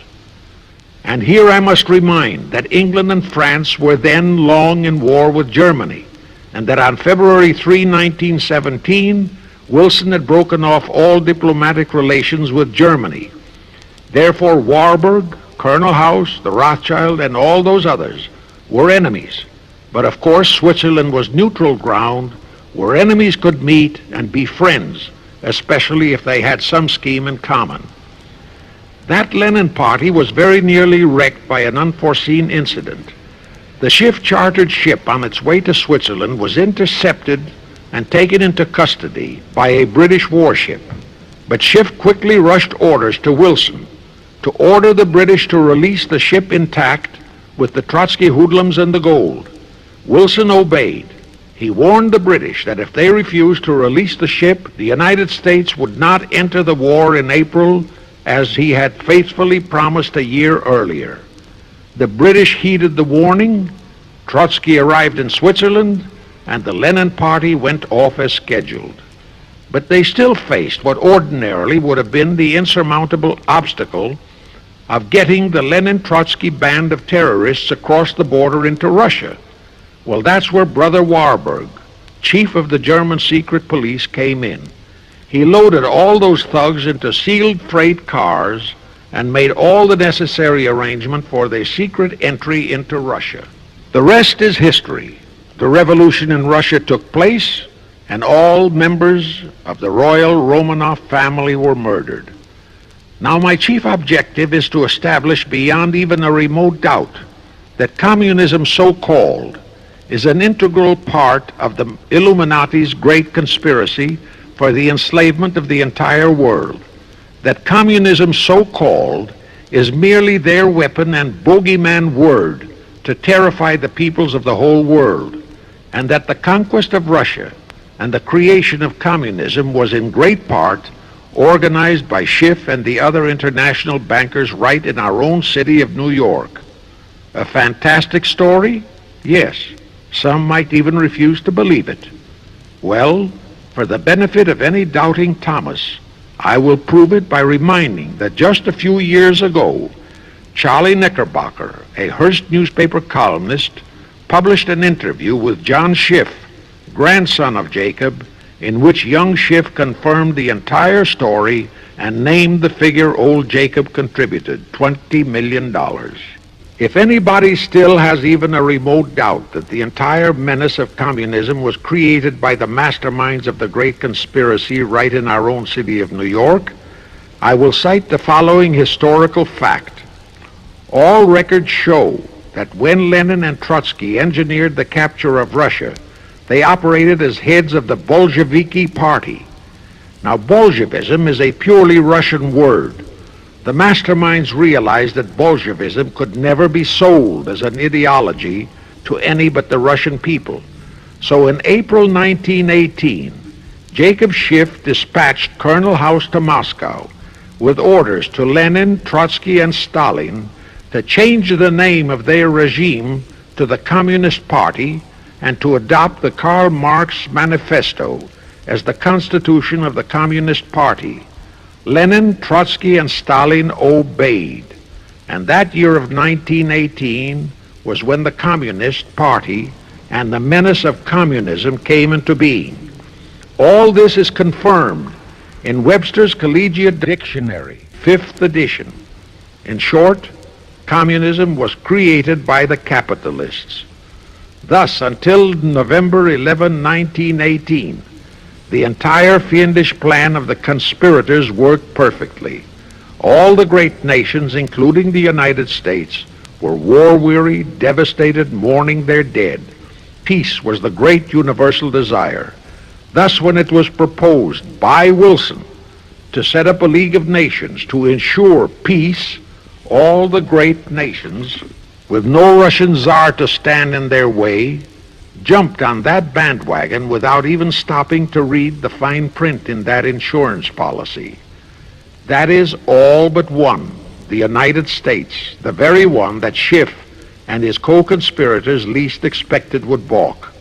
And that was their one fatal mistake in that early plot. You see, when Schiff planted Woodrow Wilson in the White House, the conspirators assumed that they had the United States in the proverbial bag. Wilson had been perfectly built up as a great humanitarian. He supposedly became established as a God-man with the American people. There was every reason for the conspirators to have believed that he would easily hornswoggle Congress into buying the League of Nations sight unseen, exactly as the Congress of 1945 bought the United Nations sight unseen. But there was one man in the Senate in 1918 who saw through that scheme just as the Russian Tsar did in 1814. He was a man of great political stature, almost as great as that of Teddy Roosevelt, and fully as astute. He was highly respected and trusted by all members of both houses of Congress and by the American people. The name of that great and patriotic American was Henry Cabot Lodge, not the phony of today who called himself Henry Cabot Lodge Jr. until he was exposed.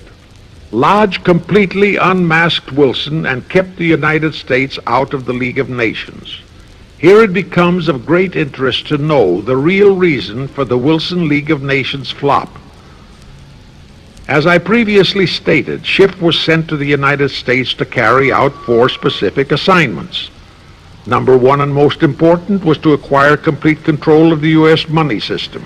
Number 2, as outlined in the original Weishaupt Illuminati blueprint, he was to find the right kind of men to serve as stooges for the great conspiracy and promote them into the highest offices in our federal government, our Congress, our U.S. Supreme Court, and all federal agencies, such as the State Department, the Pentagon, the Treasury Department, etc.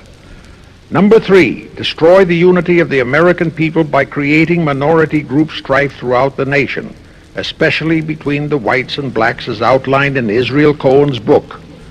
Number 4, create a movement to destroy religion in the United States, with Christianity to be the chief target or victim.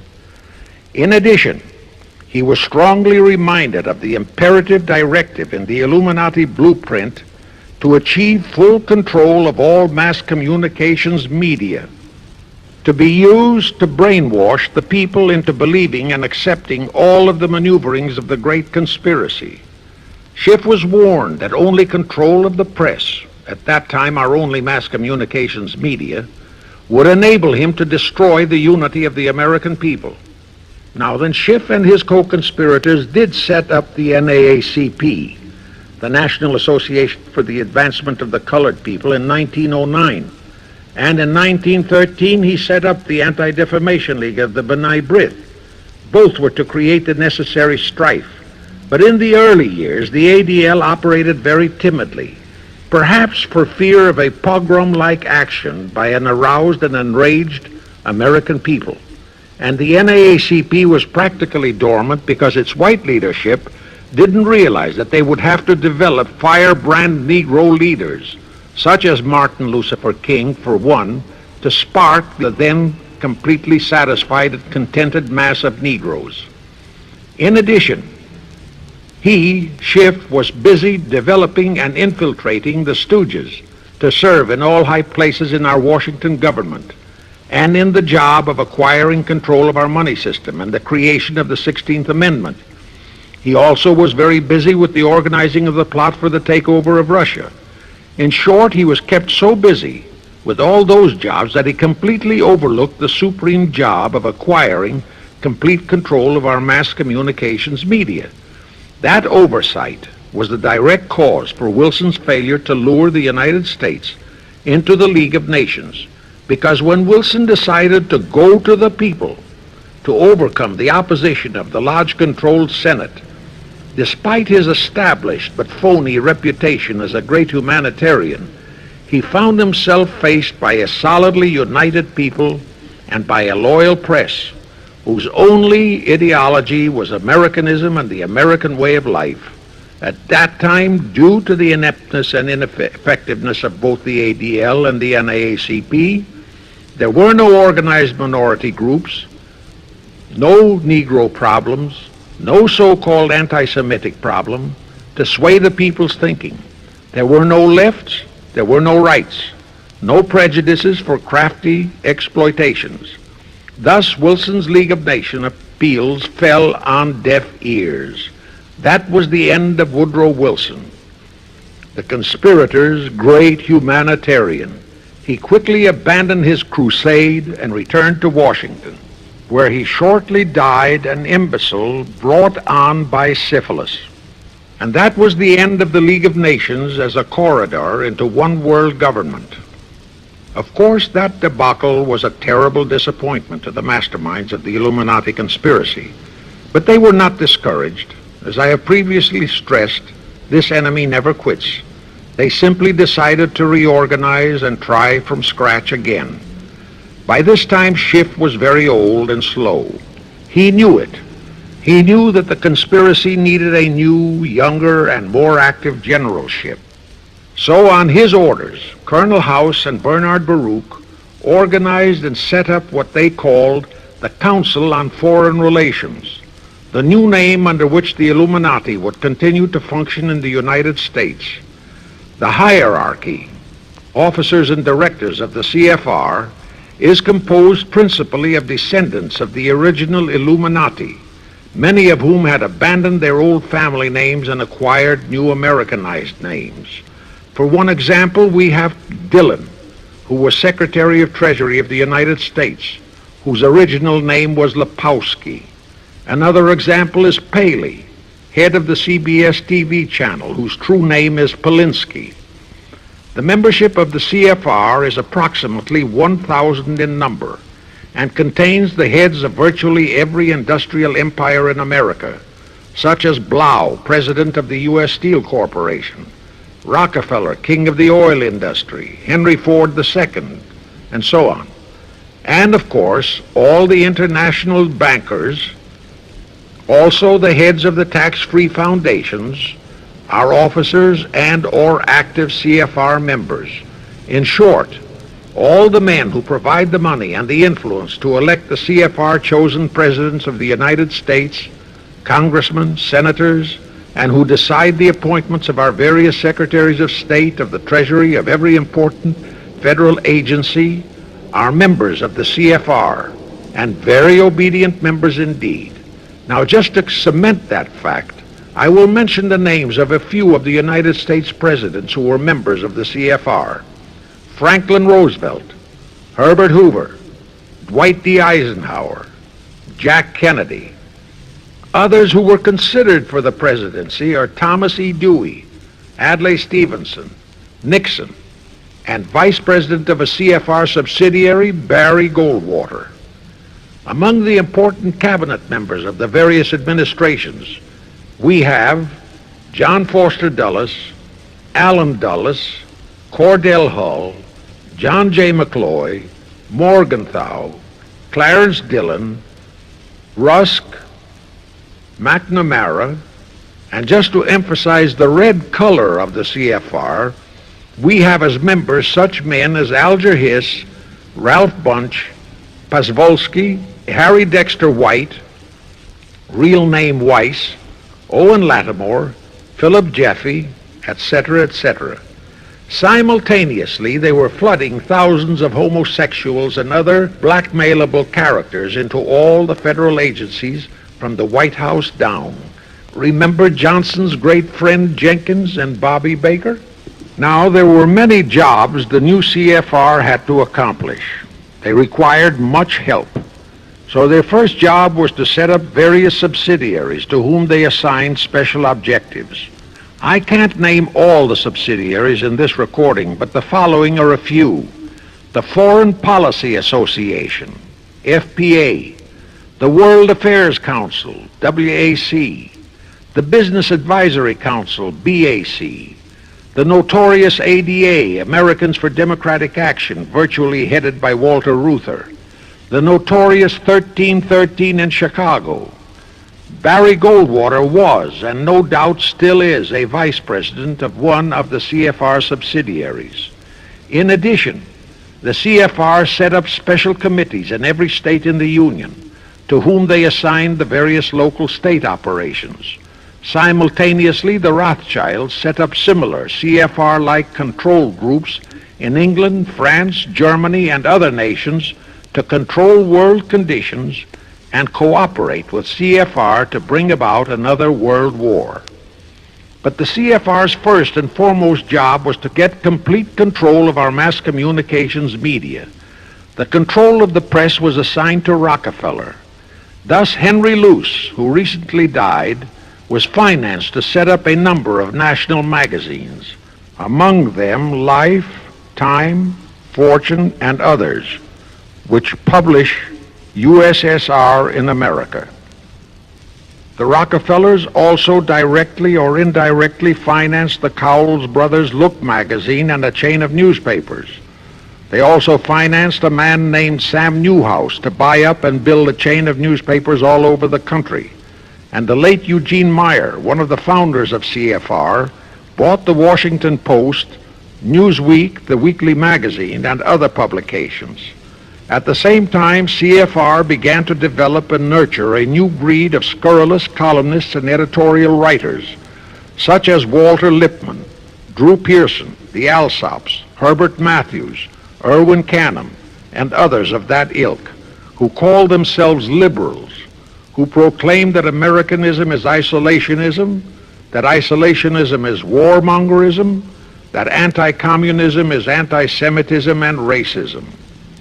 All that took time, of course, but today our entire press, except for some local small-town papers and weeklies published by patriotic organizations, is completely controlled by CFR stooges, and thus they finally succeeded in breaking us up into a nation of quarreling, wrangling, squabbling, hating factions. Now, if you still wonder about the slanted news and outright lies you read in your paper, you have the answer. To the Lehmans, Goldman Sachs, Kuhn Loeb, and the Warburgs, the CFR assigned the job of getting control of the motion picture industry, Hollywood, radio and television, and believe you me, they succeeded. If you still wonder about the strange propaganda broadcasts by the Ed Murrows, Chet Huntley, Howard K. Smith, Eric Severide, Drew Pearson, and others of that ilk, you have the answer. If you wonder about all the smut, sex, pornography, and mixed marriage films you see in your movie theater and on your TV set, all of which is demoralizing our youth, you have the answer. The whole story of the CFR conspiracy takeover of our mass communications media is far too long to include in this recording, but you can find it in the News Bulletin number 125, entitled How to Get the Reds Out of Communications Media. It was published and brought up to date by the Cinema Educational Guild. It tells in detail how the press, the movies, TV, and radio have been, and still are, used to brainwash the people, to demoralize our youth, and they have been and still are encouraging and creating sympathy for the rioting Negro civil rights lawlessness. You can get a copy of this news bulletin by writing to the Cinema Educational Guild, Post Office Box 46205, Hollywood, California. Now, to refresh your memory, let's go back for a moment. Wilson's flop had torpedoed all chances of transforming that League of Nations into the conspirators' hoped-for one-world government housing. So the Jacob Schiff plot had to be done all over again, and they organized the CFR to do it. We also know how successfully the C.F.R. did that job of brainwashing and destroying the unity of the American people. But as was the case with the Schiff plot, the climax and the creation of a new housing for their one-world government required another world war, a war that would be even more horrible and more devastating than the First World War, in order to get the people of the world to again clamor for peace and a means to end all wars. But the C.F.R. realized that the aftermath of World War II would have to be more carefully planned so that there would be no escape from the new one-world trap, another League of Nations, that would emerge from the new war, the trap we now know as the United Nations. And they hit upon a perfect strategy to ensure that no escape. Here's how they did it. In 1943, in the midst of the war, they prepared the framework for the United Nations, and it was handed over to Roosevelt and our State Department to be given birth by Alger Hiss, Pozwolsky, Dalton Trumbo, and other American traitors, thus making the whole scheme a United States baby. Then to fix our parenthood, New York City was to become the nursery for the monstrosity. After that, we could hardly walk out on our own baby, now could we? Anyway, that's how the conspirators figured it would work, and so far it has. And the liberal Rockefeller donated the land for the United Nations building. The United Nations Charter was written by Alger Hiss, Pozwolsky, Dalton Trumbo, and other C.F.R. stooges. A phony so-called UN conference was set up in San Francisco in 1945. All the so-called representatives of 50-odd nations gathered there, promptly signed the charter, and the despicable traitor Alger Hiss flew to Washington with it, elatedly submitted it to our Senate, and the Senate, elected by our people to safeguard our security, signed the charter without so much as reading it. The question is, how many of our senators were even then traitorous stooges of the C.F.R.? Anyway, it was thus that the people accepted the United Nations as a holy of holies and enabled traitor Earl Warren to virtually destroy our Constitution by basing all his traitorous decisions on the UN Charter, thus making that charter virtually our law of the land. However, for all the dirty work that had to be done to solidify the UN, the new housing of the One World plot, they still required the aid of our leaders in Washington. So now I will emphasize the fiendish cleverness of the C.F.R. masterminds. To the vast majority of the American people, our foreign policy for many years has been a complete enigma. Most of us simply can't understand why this great nation is seemingly floundering so helplessly in the art of diplomacy. We can't understand why our leaders are seemingly so confused and bewildered in all their dealings with Moscow, France, and other nations, and with the UN. We always hear them proclaiming that in view of our overwhelming economic and military superiority, we must always lead from strength. Yet at all the summit meetings and conferences, they cringe and stammer and stutter, and so to speak, come out with their tails between their hind legs. We can't understand the foreign aid to Tito, an avowed enemy, to Poland, an avowed enemy, to all the avowed communist nations. We can't understand why the expenditure of hundreds of billions of dollars has failed to slow down, let alone stop, the march of communism.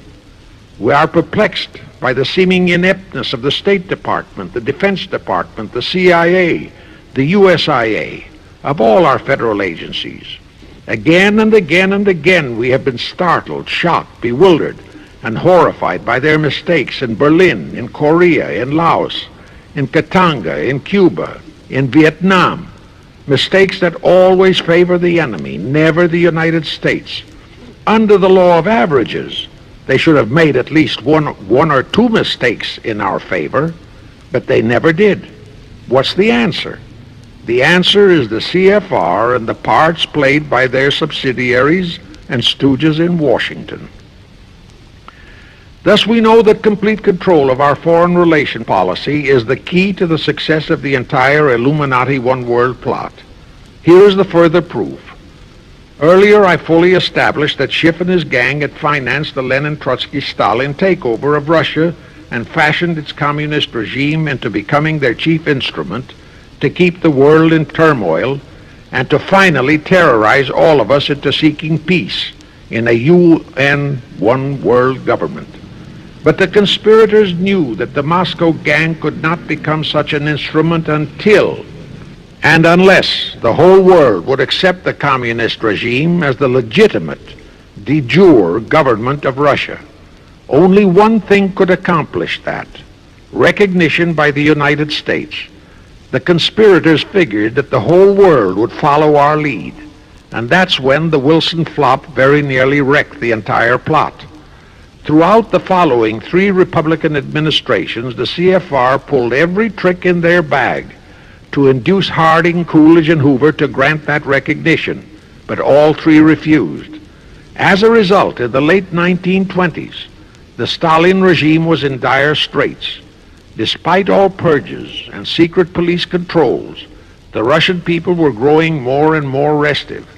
It is a matter of record, admitted by Litvinov, that during 1931 and 1932, Stalin and his whole gang were always packed and ready for instant flight. Then in November 1932, the conspirators achieved their greatest coup. They landed Franklin Roosevelt in the White House. Crafty, unscrupulous, utterly without conscience, that charlatan traitor turned the trick for them. Without even asking consent of Congress, he unlawfully proclaimed recognition for the Stalin regime. That did it. And exactly as the conspirators figured, the whole world did follow our lead. Automatically, that squelched the previously growing resistance movement of the Russian people. That automatically launched the greatest menace the civilized world has ever known. The rest is too well known to need repeating. We know how Roosevelt and his traitorous State Department kept building up the communist menace right here in our own country, and thus throughout the world. We know how he perpetrated that Pearl Harbor atrocity for his excuse to hurl us into World War II. We know all about his secret meetings with Stalin at Yalta and how he, with Eisenhower's help, delivered the Balkans and Berlin to Moscow. And last, but by no means least, we know that 20th century Benedict Arnold not only dragged us into that new corridor, the United Nations, into one world government, but actually schemed all the arrangements to plant it within our country. In short, the day that Roosevelt entered the White House, the CFR conspirators regained full control of our foreign relations machinery and firmly established the United Nations as the housing for the Illuminati One World government. I wish to stress one other very vital point. That Wilson League of Nations flop brought Schiff and his gang to the realization that control of just the Democratic Party was not enough. True, they could create a crisis during the Republican administration, as they did in 1929 with their Federal Reserve manufactured crash and depression, which would bring another Democrat stooge back into the White House. But they realized that a 4-year disruption in their control of our foreign relation policies could play havoc with the progress of their conspiracy. It could even break up their entire strategy, as it almost did before Roosevelt saved it with his recognition of the Stalin regime. Thereupon, after that Wilson debacle, they began to formulate plans to achieve control of both of our national parties. But that posed a problem for them. Manpower, stooges in the Republican Party, also added manpower for the Democratic Party, because control of just the man in the White House would not be enough. They'd have to provide that man with trained stooges for his entire cabinet, men to head the State Department, the Treasury Department, the Pentagon, the CIA, the USIA, etc. In short, every member of the various cabinets would have to be a chosen tool of the CFR, such as Rusk and McNamara, also all undersecretaries and assistant secretaries. That would give the conspirators absolute control of all our policies, both domestic and, most important, foreign. That course of action would require a reserve pool of trained stooges, instantaneously ready for administrative changes and for all other exigencies. All such stooges would of necessity have to be men of national reputation, high in the esteem of the people, but they would have to be men without honor, without scruple, without conscience, men who would be vulnerable to blackmail. It is needless for me to stress how well the CFR succeeded. The immortal Joe McCarthy fully revealed that there are thousands of such security risks in all federal agencies. Scott McCloud unmasked thousands more, and you know the price Otipka has had to pay and is still paying for his expositions before a Senate committee of the traitors in the State Department. And you know that the men in the State Department who delivered Cuba to Castro have not only been shielded, but promoted. To the crux of the whole one-world government plot and the maneuvering necessary to create another League of Nations to house such a government.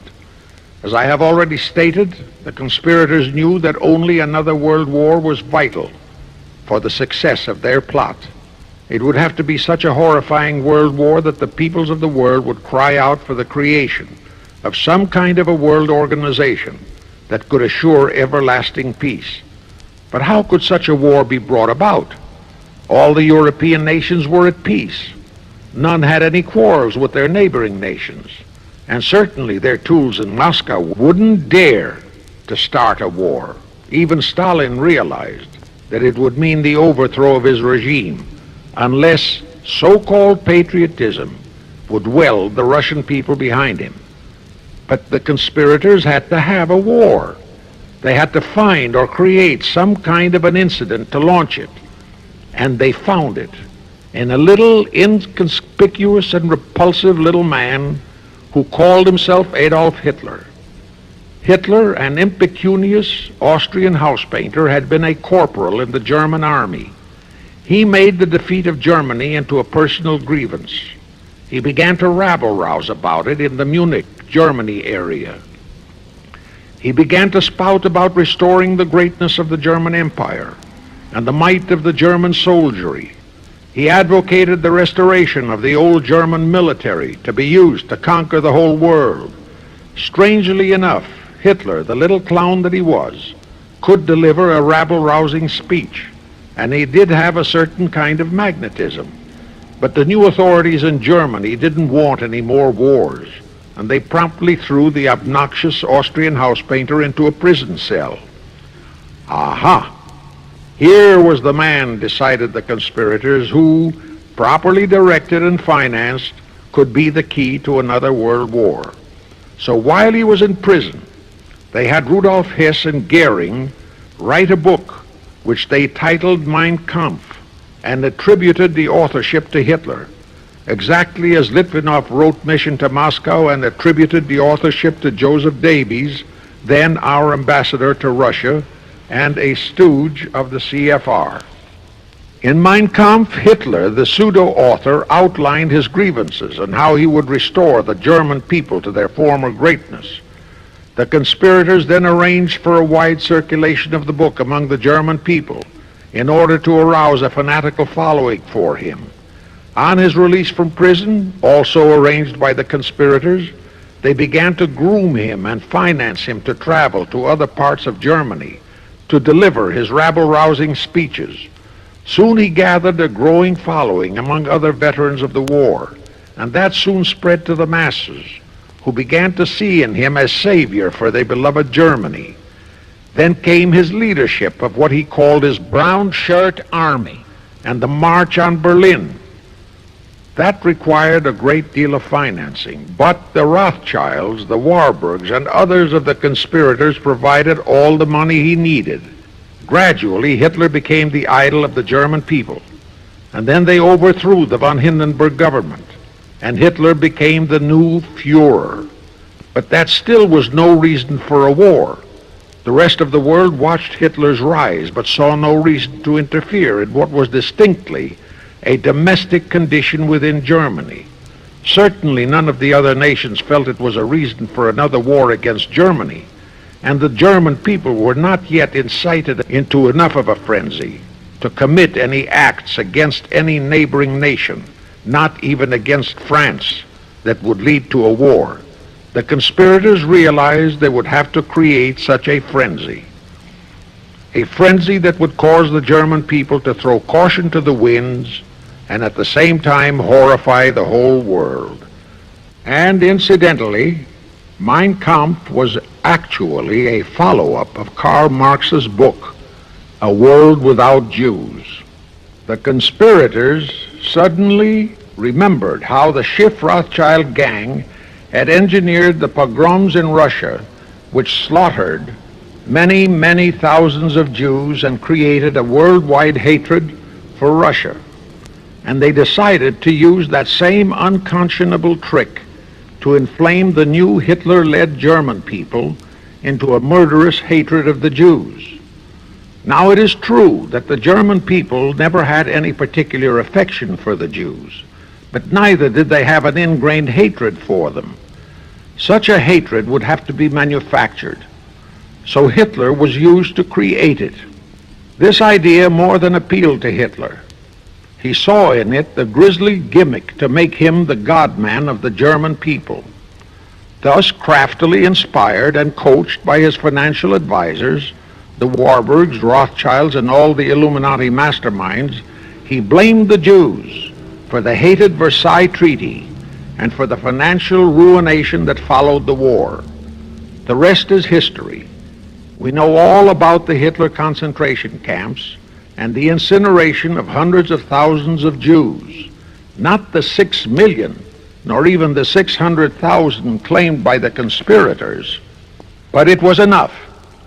And here let me reiterate how little the internationalist bankers, the Rothschilds, Schiffs, Lehmans, Warburgs, Baruchs, care about their racial brethren who were the victims of their nefarious schemes. In their eyes, the slaughter of the several 100,000 innocent Jews by Hitler didn't bother them at all. They considered it a necessary sacrifice to further their Illuminati one-world plot, just as the slaughter of the many millions in the wars that followed was a similar necessary sacrifice. And here is another grisly detail about those concentration camps. Many of the Hitler soldier executioners in those camps had previously been sent to Russia to acquire their arts of torture and brutalization so as to emphasize the horrors of the atrocities.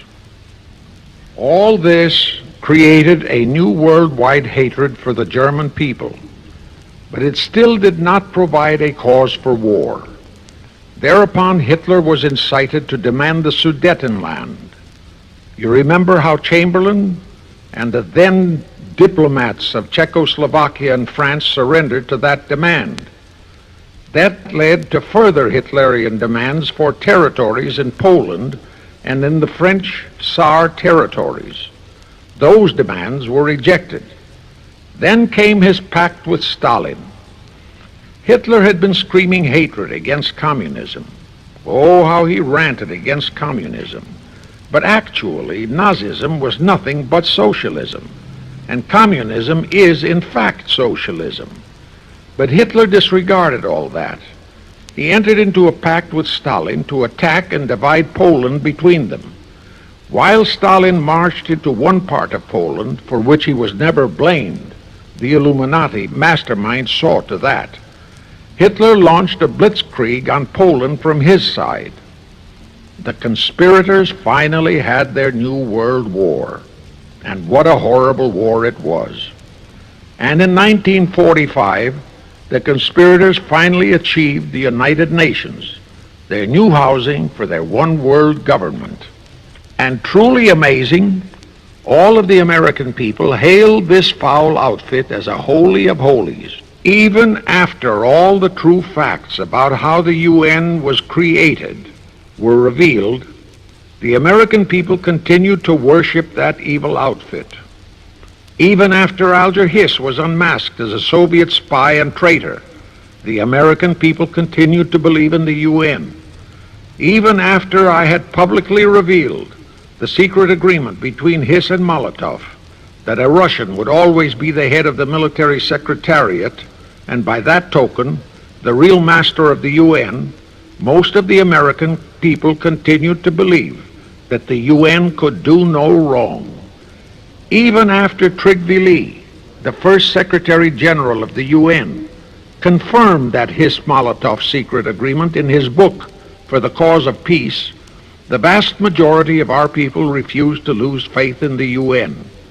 Even after the truth about the Korean War was revealed, how the Russian General Vasiliev, head of that UN military secretariat, was given a leave of absence by the UN so that he could take command of the North Koreans and Red Chinese who were fighting the so-called UN police action under our own General MacArthur, who by orders of the UN was fired by the pusillanimous Truman in order to prevent his winning that war.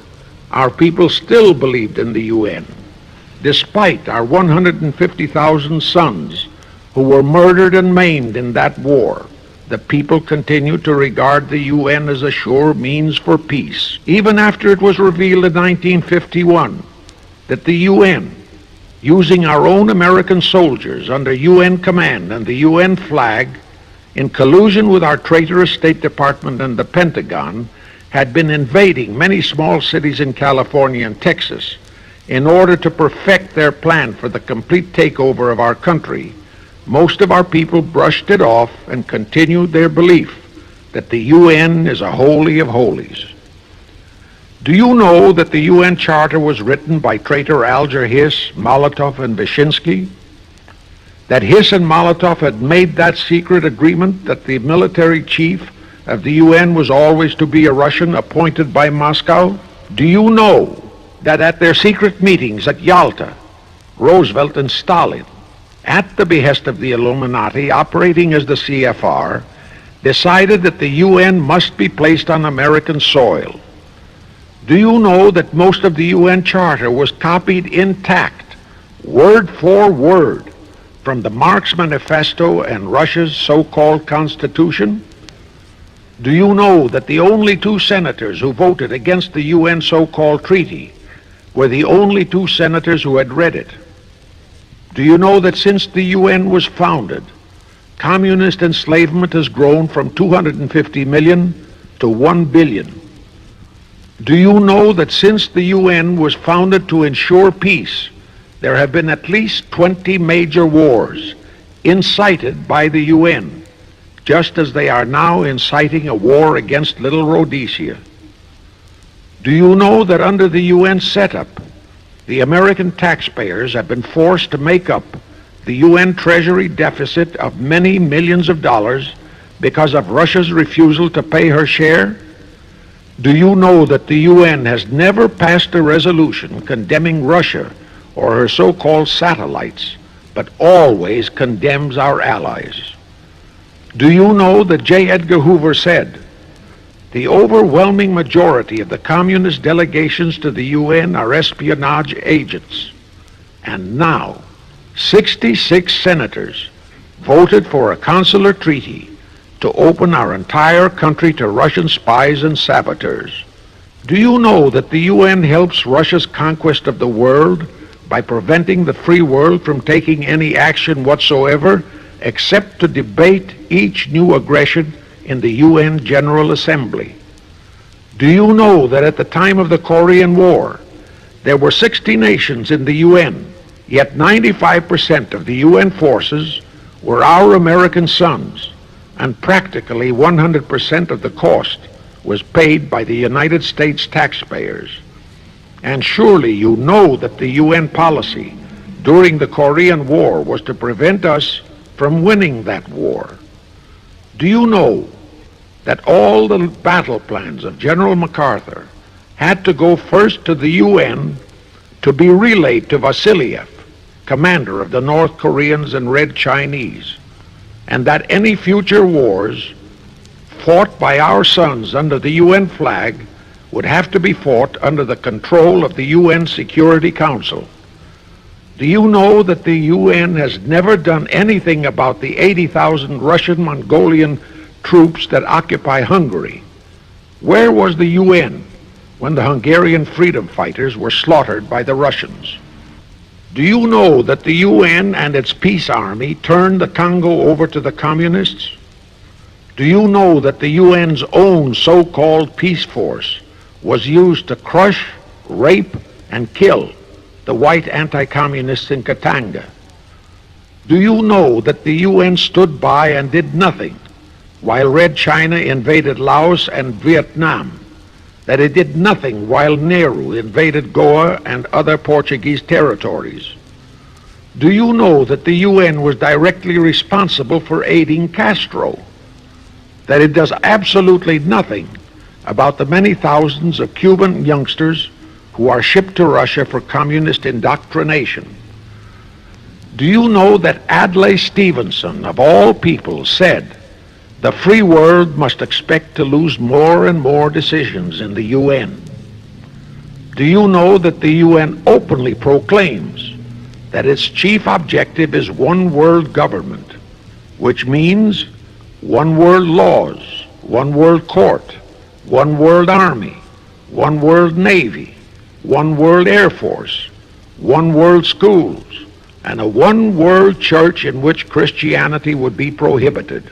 Do you know that a UN law has been passed to disarm all American citizens and to transfer all our armed forces to the UN? Such a law was secretly signed by Saint Jack Kennedy in 1961.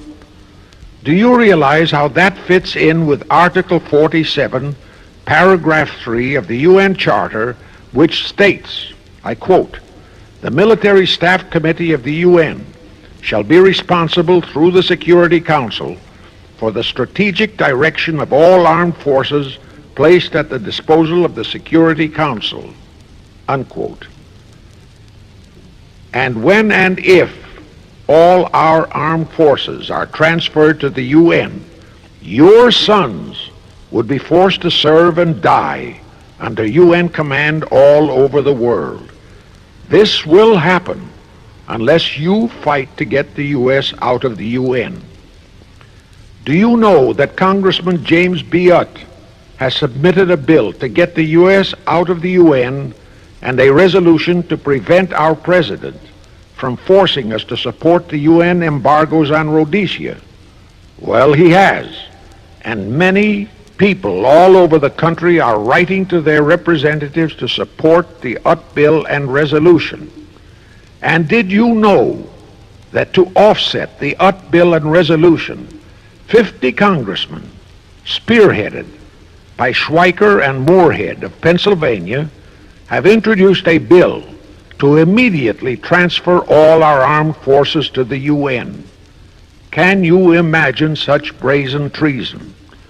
Is your congressman one of those 50 traitors? Find out and take immediate action against him, and help Congressman Utt. Now, do you know that the National Council of Churches passed a resolution in San Francisco which states that the United States will soon have to subordinate its will to that of the UN, and that all American citizens must be prepared to accept it? Is your church a member of the National Council of Churches? In connection with that, bear in mind that God is never mentioned in the UN Charter, and their meetings are never opened with prayer.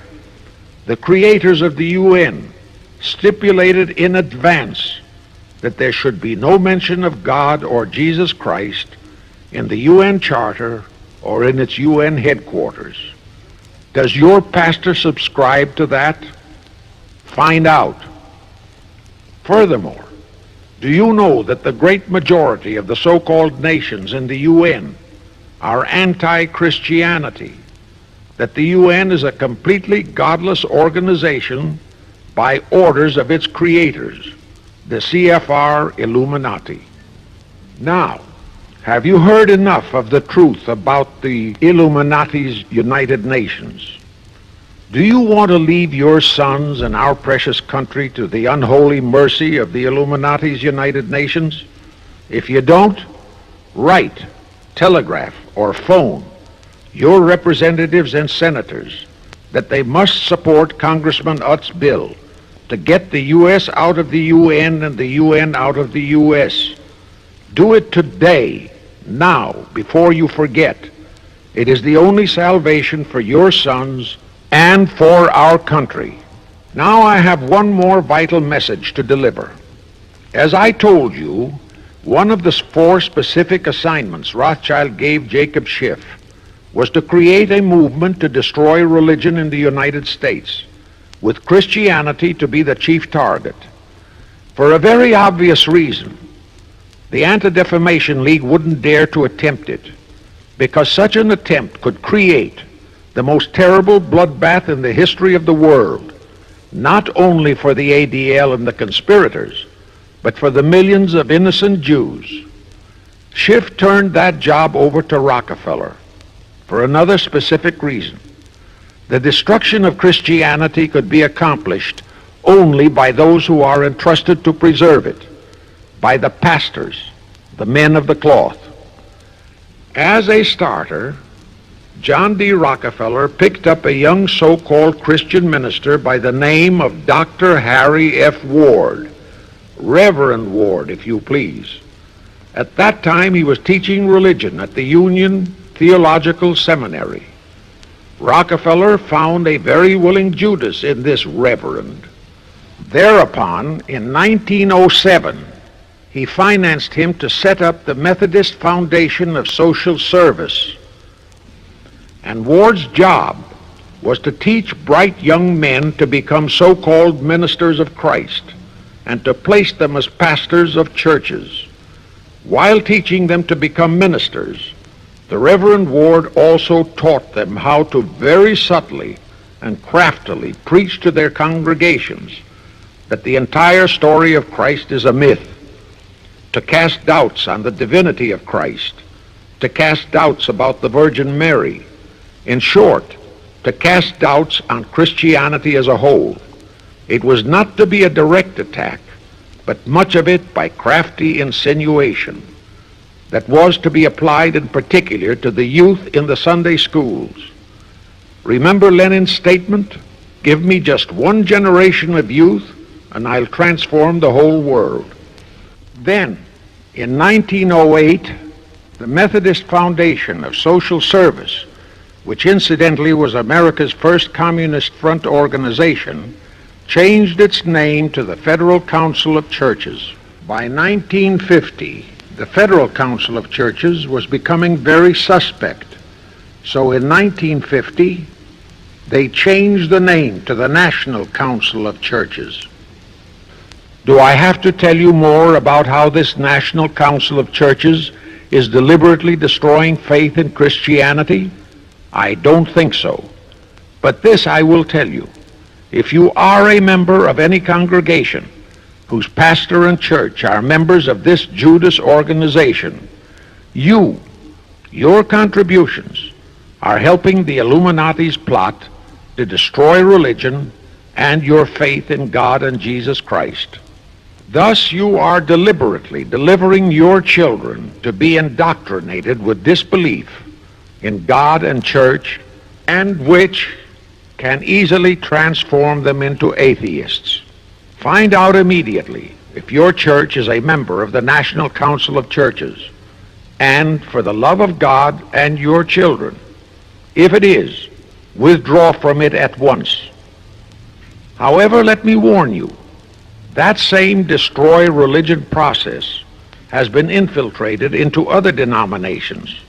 If you have seen the Negro March on Selma and other such demonstrations, you have seen how the Negro mobs are led and encouraged by ministers and even Catholic priests and nuns who march along with them.